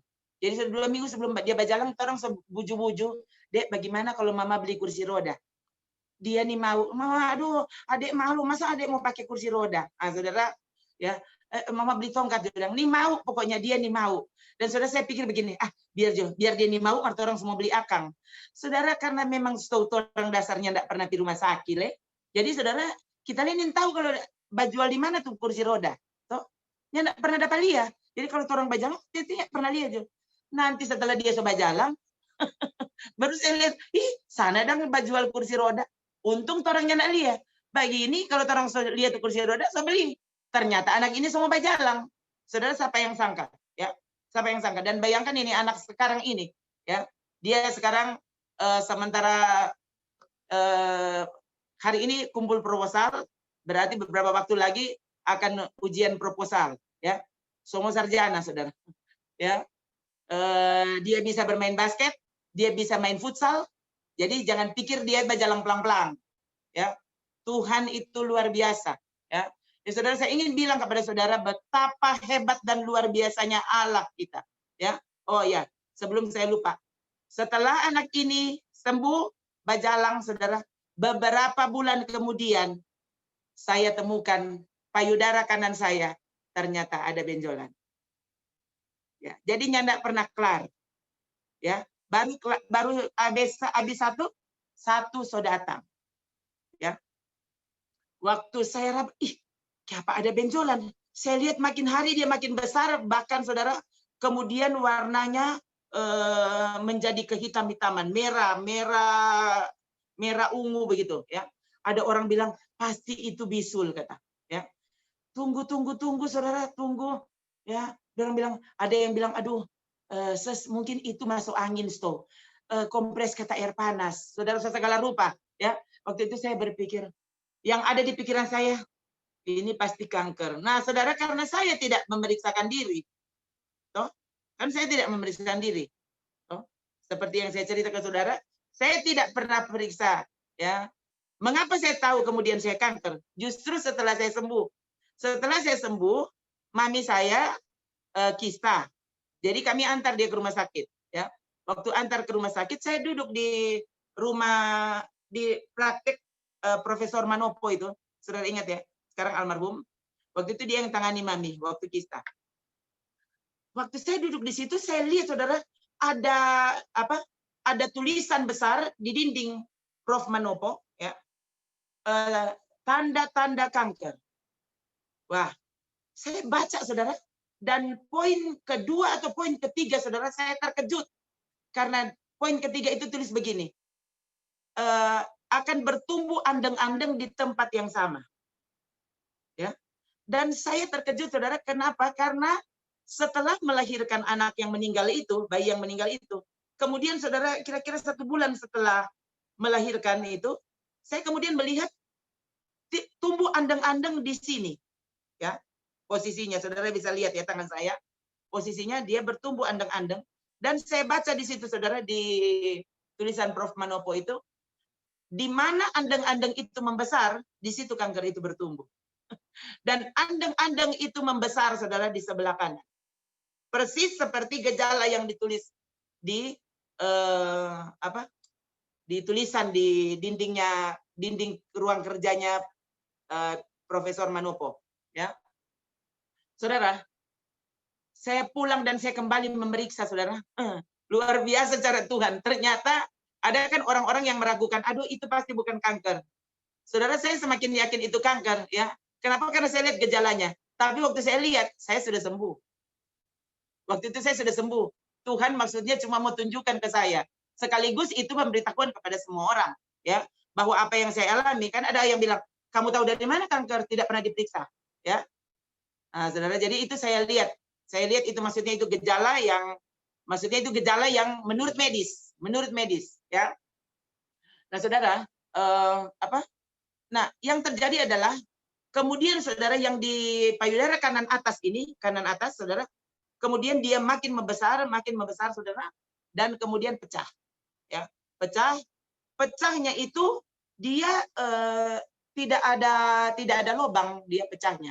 Jadi bukan rupa bisul, bukan rupa bisul. Kalau bisul kan kalau dia pecah tuh ada lubang.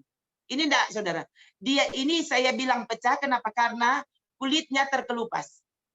Jadi itu kulit tak kupas semua saudara. Jadi itu benjolan dari dalam keluar.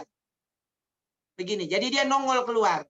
Ya, ini semua tak kupas. Jadi ini kan lukanya jadi terbuka. Saya memang tidak obati kemana-mana. Jadi cuma ya karena saya pikir dia terbuka. Jadi kami berusaha waktu itu untuk plester tutup saudara karena mau melayani. Ya, waktu itu saudara mesti tahu dalam keadaan luka seperti itu saya tidak pernah, bukan cuma tidak pernah tidak ibadah, saya tidak pernah tidak melayani. Ya. Padahal saudara lukanya itu minta ampun, ini rambu mau berdiri semua. Tiap kali dia nyeri, ya. Tapi setiap kali saya berkhotbah, saya lupa dengan sakit itu, ya. Padahal kalau mau bajalang itu ini boleh tak goyang saudara, sakit sekali, ya. Tapi kalau sobat khotbah saya lupa bahwa saya itu sakit, ya. Nah, dalam keadaan seperti itu, ya, jadi saya menggunakan kapas di 2 tempat. Jadi satu untuk supaya dia cairan yang keluar dari dalam itu tidak mengotori baju. Karena saya kan tetap berkhotbah. Saudara, saya kemudian mendengar pembahasan di Metro TV. Itu dalam keadaan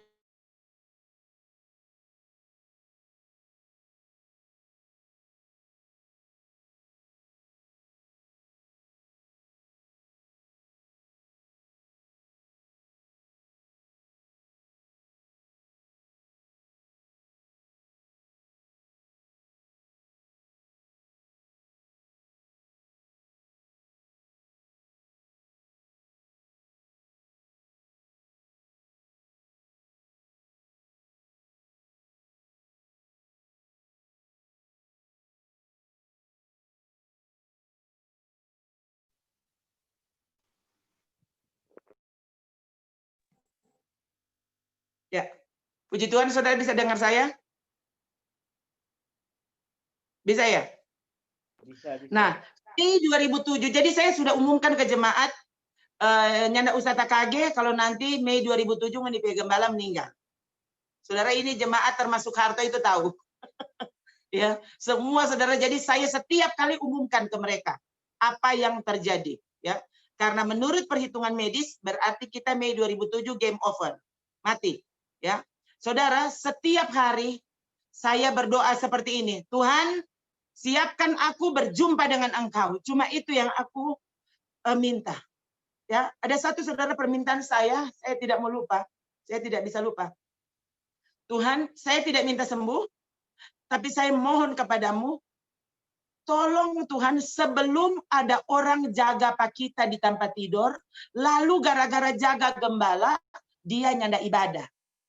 Tolong Tuhan, sebelum orang tungguin Pak kita di tempat tidur, tolong aku diangkat. Tolong Tuhan, kita mati jo maksudnya.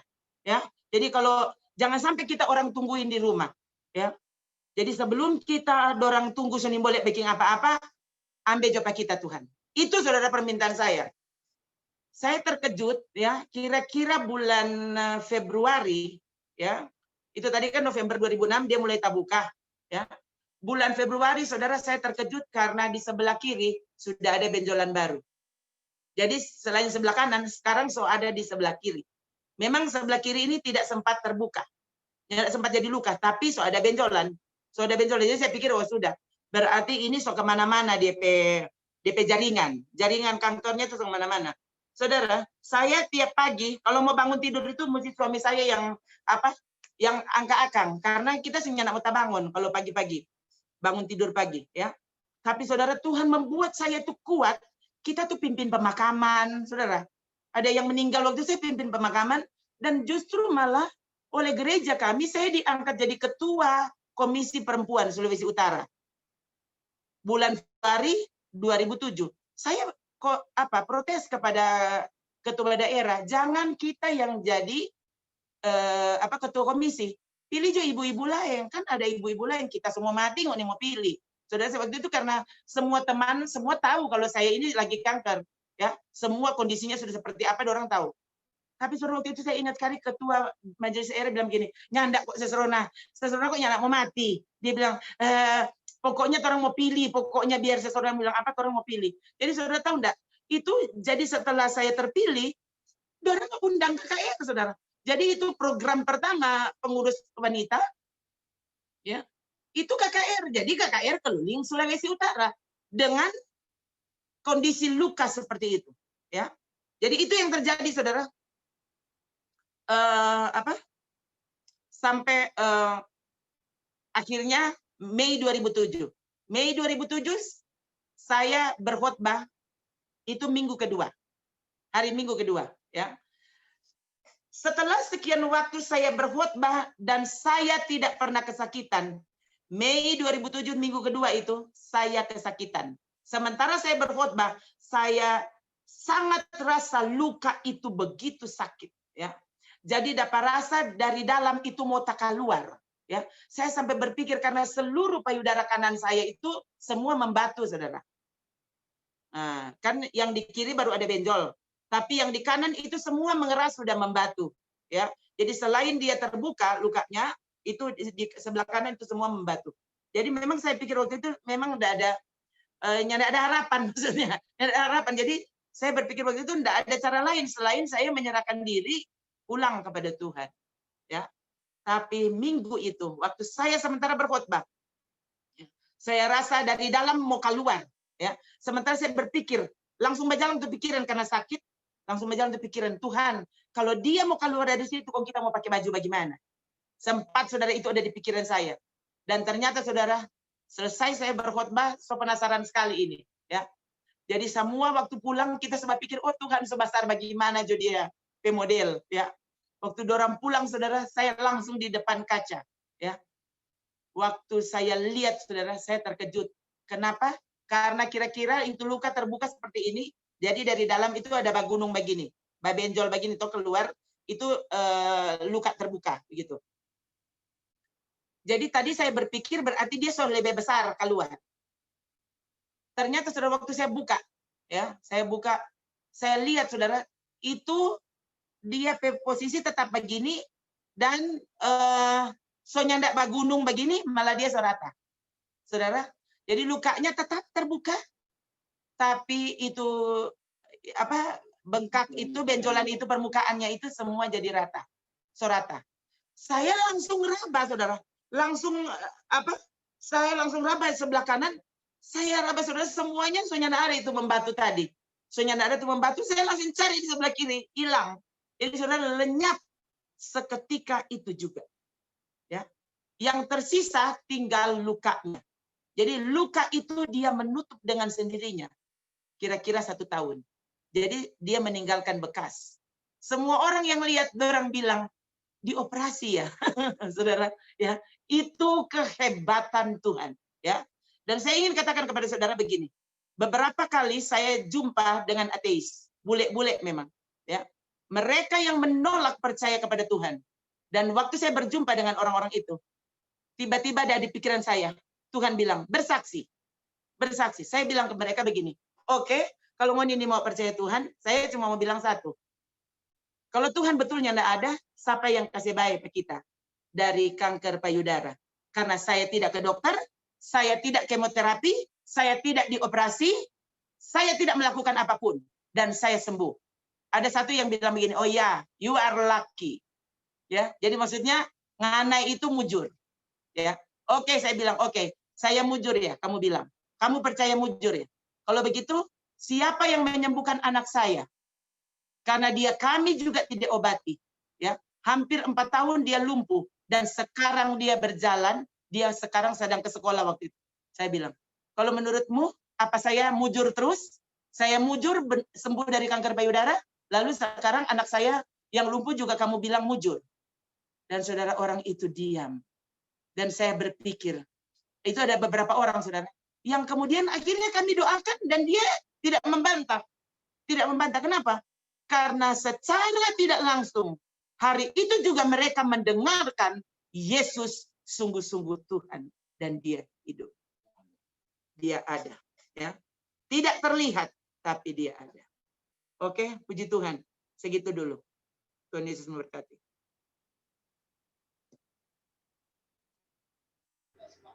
Silakan Pak Ketua.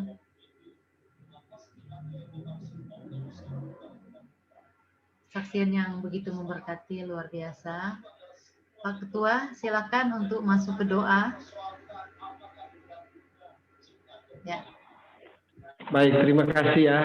Puji Tuhan kita sudah mendengar kesaksian yang luar biasa. Kesaksian yang luar biasa sangat memberkati kita ya. Puji Tuhan. Terima kasih Ibu Gembala Rona yang sudah menyampaikan kesaksian. Dan saya percaya kita semua sudah diberkati lewat kesaksian nih. Ini sangat luar biasa ya. Puji Tuhan. Baik, kita akan berdoa syafaat ya. Jadi teman-teman semua, mari kita siapkan hati kita untuk kita mau khusus berdoa buat kampung kita, kampung Remboken kita. Dan biarlah ini menjadi doa kita buat daerah kita ya. Dan saya percaya, saya yakin apa yang kita minta kepada Tuhan pasti Tuhan akan tolong, Tuhan akan berkati. Seperti yang sudah terjadi kepada Ibu Gembala dan kemudian Pastor Robinson ya. Saya percaya Tuhan pasti akan memberkati dan menolong setiap pergumulan kita, khusus buat daerah kita tercinta ya. Dan saat ini kita mau berdoa dan nanti saya akan bacakan untuk doa-doa kita pada malam hari ini. Saya mohon kalau Bapak, saudara-saudara, teman-teman semua yang saya tunjuk untuk berdoa nanti silakan berurutan yang saya mau sebutkan siapa yang akan memimpin doa. Ya, doa yang pertama untuk keamanan yang ada di daerah kita Remboken ya. Biar Tuhan akan tolong, Tuhan akan berkati untuk keamanan di sana. Ya, doakan untuk perkelahian antar kampung, kemabukan anak-anak muda di sana, terus penjualan miras di sana, Tuhan akan tolong supaya itu semua bisa teratasi dengan baik, ya, supaya bisa tidak ada lagi perkelahian antar kampung, ya, yang disebabkan oleh karena kemabukan, penjualan miras dan sebagainya. Jadi kita doakan untuk keamanan di sana, dan kita doakan untuk aparat pemerintah di sana, kepolisian, baik pemerintah keamanan di sana, kita doakan. Nanti saya mohon Bapak Pendeta atau Pastor Herlan Turlenan dari Cikarang. Halo Pastor. Shalom Pastor Herlan. Halo, masih monitor Pastor Herlan? Ya, masih Bro. Ya, nanti Pastor doakan ya untuk keamanan di Remboken ya. Oke. Siap. Baik untuk perkahlian antar kampung ya, didoakan supaya Tuhan akan tolong. Baik penjualan miras di sana, karena ini yang menyebabkan orang bisa menjadi berani, dan kemudian oleh karena sudah ada kita sudah minum miras, sehingga ya berani berkelahi, berani perkelahian antar kampung itu terjadi ya. Jadi kita doakan, kemudian doakan untuk kepolisian, pemerintah di sana supaya mereka bisa mengatasi keamanan di sana dengan baik. Nanti saya mohon Pastor Herlan Tulenan akan berdoa untuk keamanan di sana. Kemudian yang kedua, kita doakan untuk persatuan anak-anak muda di Remboken ya. Persatuan dan kesatuan anak-anak muda di Remboken, doakan untuk anak-anak muda di sana supaya diberikan kesadaran yang tinggi. Mereka setia beribadah, perilaku mereka ya, karakter mereka bisa diubahkan, karena memang karakter di kampung anak-anak, saya sudah rasakan betapa pengaruh daripada anak-anak muda di sana itu cukup luar biasa. Jadi saya rasakan di sana. Ya, jadi doakan supaya karakter-karakter daripada anak-anak muda di sana boleh diubahkan, boleh dilawat Tuhan, dan mereka mendapat kecerahan dari Tuhan ya. Doakan anak-anak muda di sana. Kemudian kenakalan anak-anak remaja di sana supaya tidak terjadi lagi. Ya, saya mohon nanti Ibu Gembala Deborah yang ada di Manado. Halo Ibu Gembala Deborah, masih monitor? Ya, masih. Iya. Ibu Gembala nanti mohon doakan ya untuk persatuan dan kesatuan anak-anak muda di sana ya.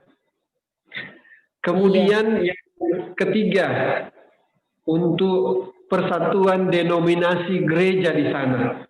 Ya, sekali lagi untuk persatuan denominasi gereja.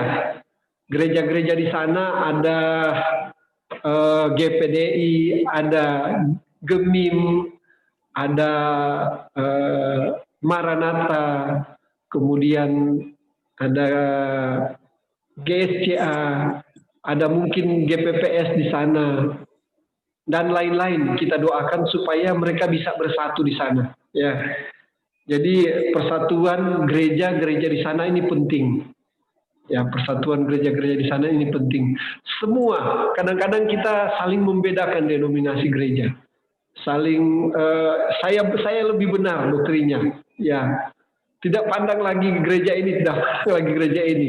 Kadang-kadang gereja Gemim dan gereja karismatik tidak mau bertemu dan sebagainya. Oleh karena doktrinya berbeda dan sebagainya.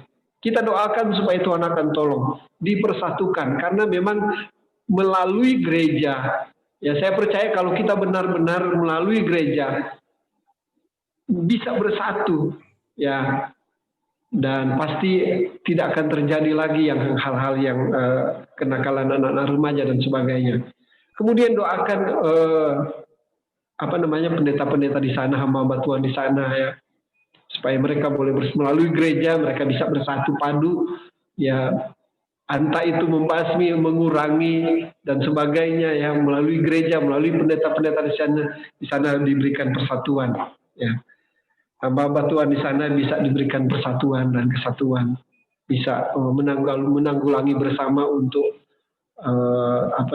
perkelahian ya dan sebagainya dan sebagainya. Nanti saya mohon yang mendoakan ini, saya mohon pastor dari Palembang, Pastor Michael Engka, masih ada? Masih monitor kah?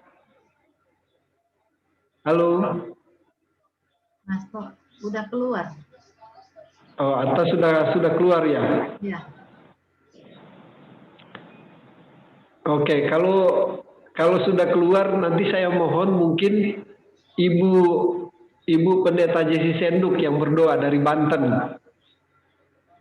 Halo, Ibu Pendeta Jesi Senduk, masih? Ibu Gembala masih monitor? Masih monitor Ibu Jesi?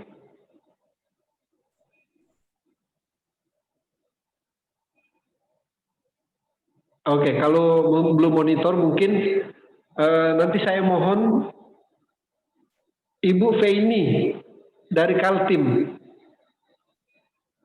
Halo Ibu Feini, masih monitor? Shalom, selamat malam Ibu Feini. Katanya lagi di perbatasan, suaranya hilang-hilang. Oke, kalau begitu. Di perbatasan. Ya. Sebentar. Bapak Rudolf Senduk. Halo? Masih monitor Bapak Rudolf Senduk? Oke, mungkin monitor tapi tidak ada di tempat ya. Oke, kalau begitu mungkin doa yang ketiga ini saya mohon nanti Ibu Vera ya dari Bandung. Ya dari Bandung, jadi Ibu Vera tolong doakan untuk persatuan gereja-gereja denominasi yang ada di Remboken. Ya. Kemudian doa yang terakhir ya, saya mohon nanti Bapak Pendeta Robinson ya berdoa sekaligus menutup di dalam doa, sekaligus doa berkat ya. Saya doakan untuk kepengurusan ya, pertama kepengurusan Tourboken, Bakudapa Tourboken dalam program Pray for Remboken. Jadi doakan supaya bisa eksis terus ya, supaya kita bisa berdoa terus, melaksanakan doa dan ibadah di sini di Zoom meeting ya. Doakan supaya bisa berjalan seterusnya. Kami berharap ini bisa seterusnya berjalan secara kontinu setiap hari Selasa. Doakan supaya ini bisa terus eksis. Dan kedua, ada rencana untuk pelayanan ke Remboken. Ya, saya belum tahu kapan rencana. Permintaan teman-teman kita di Remboken Desember ini, ya. Tetapi kami belum menyanggupi untuk Desember ini karena situasi dan kondisi. Mungkin tahun depan, mungkin 2 tahun depan, tetapi kita sudah membawa di dalam doa, ya, untuk rencana ini. Kemudian ketiga, doakan untuk hamba-hamba Tuhan yang tergabung di Bakudapa Tourboken. Semua ada yang dari Palembang, Cikarang, Bandung, Pak Pendeta sendiri dari Washington, kemudian ada dari Nado, dari mana-mana, dari Jakarta ada ya Pak Pendeta Marcel dan sebagainya. Di daerah-daerah mana kita doakan supaya Tuhan akan tolong berkati. Ada yang dari Bengkulu, ada yang dari Muara Bungo, Pak Pendeta Deni Tinggogoy, dan semua yang tergabung di sini hamba-hamba Tuhan kita doakan supaya Tuhan akan tolong berkati dan pelayanan-pelayanan semua. Kemudian yang terakhir, doakan doa berkat sambil doa penutup. Ya, Jadi teman-teman semua yang sudah mendapat bagian doa, kita berurutan untuk mulai berdoa ya. Kalau memang ada pujian dari WL silakan.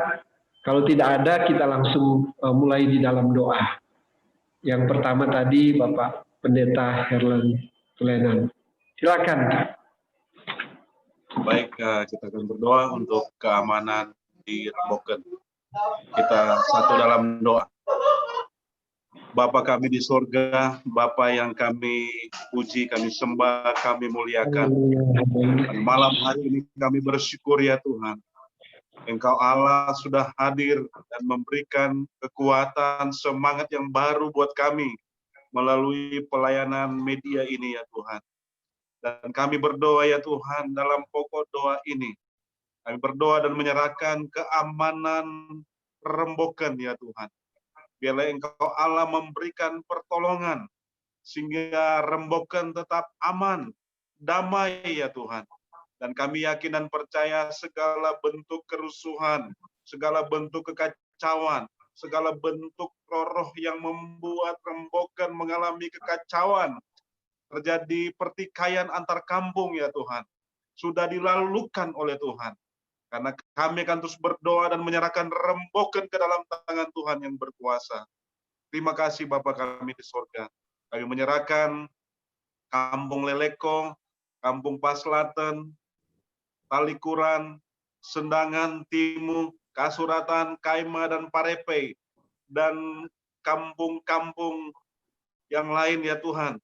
Kami yakin dan percaya bahwa Tuhan akan memberikan pertolongan untuk kampung ini, sehingga kampung ini bisa menjadi kampung untuk menjadi berkat bagi kampung-kampung yang lain. Terima kasih Tuhan Yesus. Kami sekali lagi menyerahkan keamanan Remboken ke dalam tangan Tuhan yang berkuasa. Inilah doa kami yang kami alaskan dalam nama Tuhan Yesus. Haleluya, haleluya. Amin.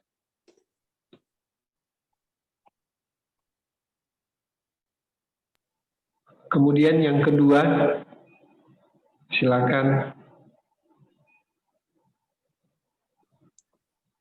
Bapa yang ada di dalam surga, di dalam nama Tuhan Yesus Kristus, pada malam hari ini Tuhan, kami mau satukan hati bersama hamba Tuhan yang ada di Zoom ini Tuhan. Kami mau mengangkat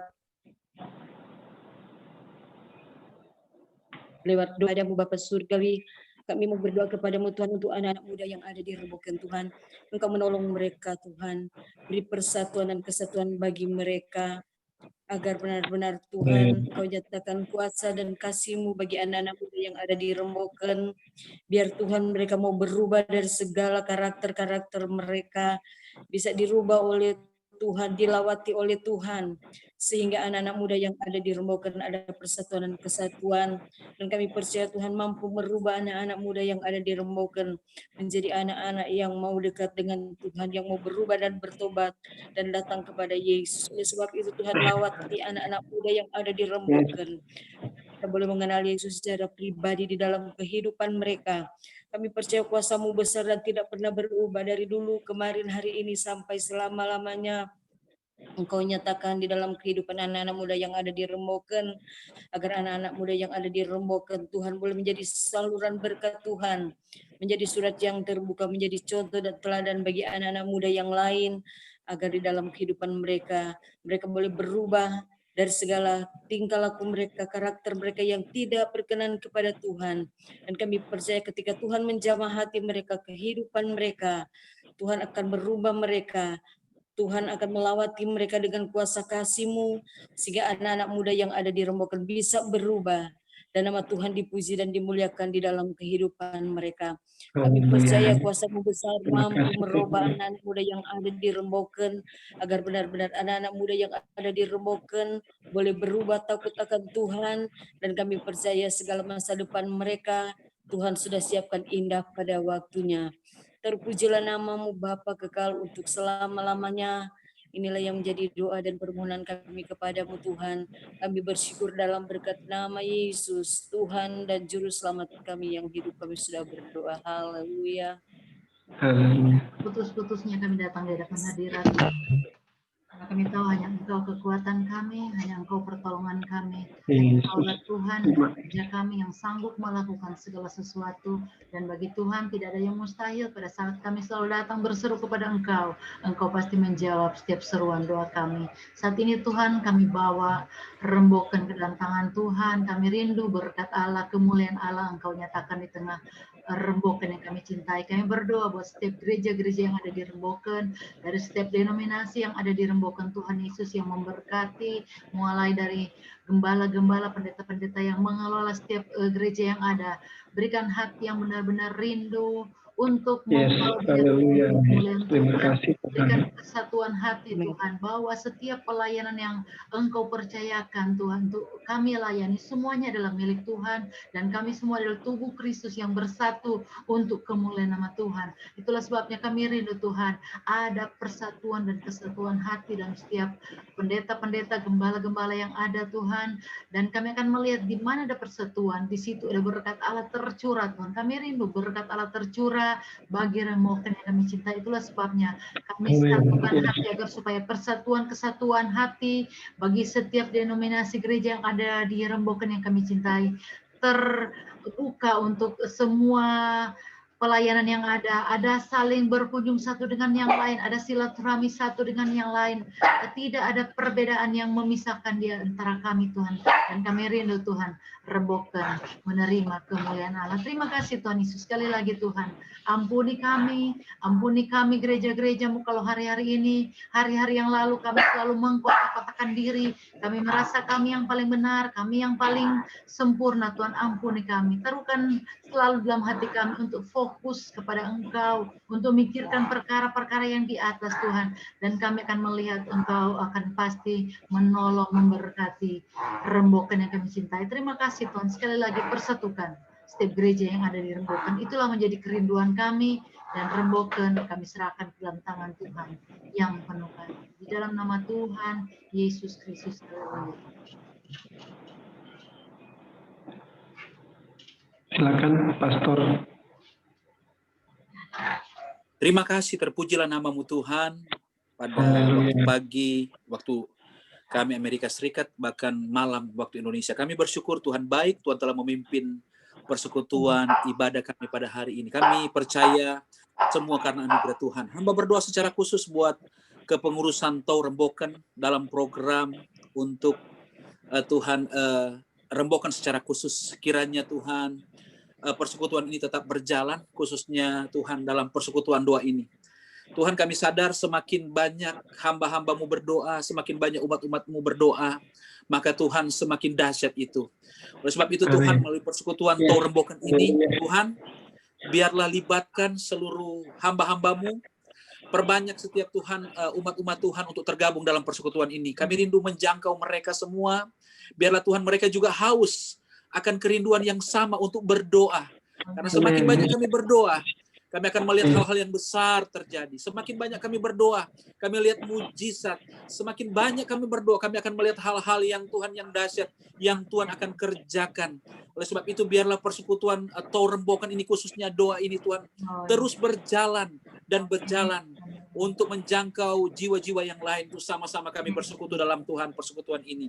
Kami juga berdoa Tuhan, untuk rencana pelayanan kerombokan. Kami tidak tahu kapan, tetapi kami menyerahkan Tuhan kepada Tuhan, rencana ini kepada tangan Tuhan. Biarlah Tuhan apa yang sudah diprogramkan, biarlah itu bisa berjalan. Sekalipun hari ini kami dibatasi dengan pandemi COVID-19, tetapi Tuhan, kami percaya bahwa waktu-waktu yang mendatang Tuhan akan berikan waktu yang terbaik bagi pengurus untuk melawat rembukan secara khusus, sehingga menyampaikan suara kenabian, menyampaikan pesan-pesan Tuhan, menyampaikan kebenaran firman-Mu. Biarlah Tuhan dari sana Tuhan rembukan boleh Tuhan diubahkan, dipulihkan, sehingga para anak-anak muda Tuhan mereka boleh menerima Engkau sebagai juru selamat, sehingga Tuhan hal-hal yang Tuhan menyangkut kriminalitas, kemabukan dan lain-lain Tuhan, itu semakin hari semakin berkurang dan kerinduan Ya. kami bersama Tuhan itu Amin. tidak akan terjadi Amin. lagi, sehingga Tuhan negeri kami, negeri Remboken penuh dengan kemuliaan Tuhan. Banyak orang Amin. mengenal Engkau Amin. secara pribadi, hidup mereka melekat kepada Tuhan, mencari Tuhan dengan sungguh-sungguh. Maka Tuhan, perkara-perkara yang besar Tuhan siapkan. Terima kasih, kami sekali lagi menyerahkan pengurus atau Remboken yang ada di Indonesia ini Tuhan. Biarlah terus berjalan mulai dari koordinator, Tuhan, seluruh pengurus yang ada Tuhan, untuk senantiasa Tuhan melaksanakan yang juga menjadi amanat agung Tuhan Yesus Kristus. Terima kasih. Kami juga berdoa untuk seluruh hamba-hamba Tuhan yang bergabung di dalam Tuhan persekutuan ini. Baik yang dari Tuhan Jawa Barat, baik yang dari Sumatera, baik yang dari Sulawesi Utara, baik mungkin yang dari Tuhan Jakarta, baik yang Tuhan dari Banten, ataupun dari tempat-tempat yang lain, bahkan dari kami Tuhan, dari Amin. Amerika Serikat. Kami sadar kalau kami boleh bersekutu itu bukan karena kami, tetapi itu karena kerinduan Tuhan untuk mempersatukan kami setiap hamba-hamba-Mu.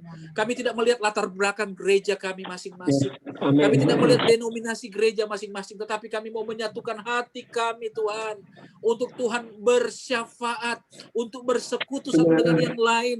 Tuhan, kami saling Tuhan berbagi kasih, bahkan Tuhan saling sharing satu dengan yang lain.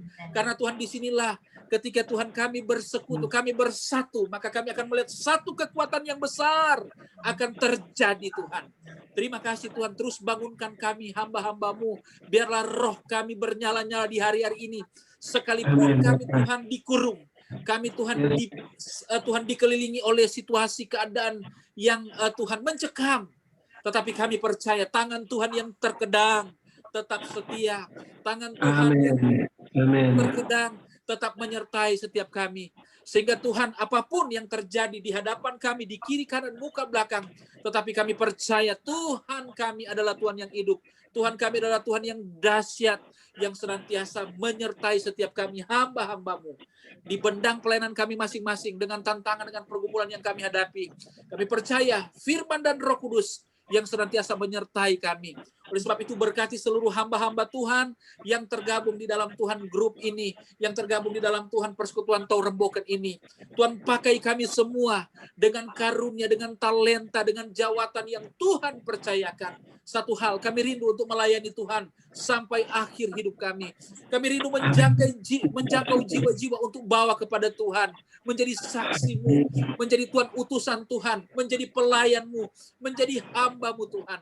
Oleh sebab itu Tuhan, biarlah kekuatan Roh Kudus menyertai kami, memakai mulut kami, memakai pikiran kami, memakai Tuhan pendengaran kami, memakai penglihatan kami, memakai tindakan kami, untuk kami menyampaikan hal-hal yang benar tentang pribadi Yesus, tentang keselamatan, tentang kebenaran, tentang pertobatan, dan lain-lain.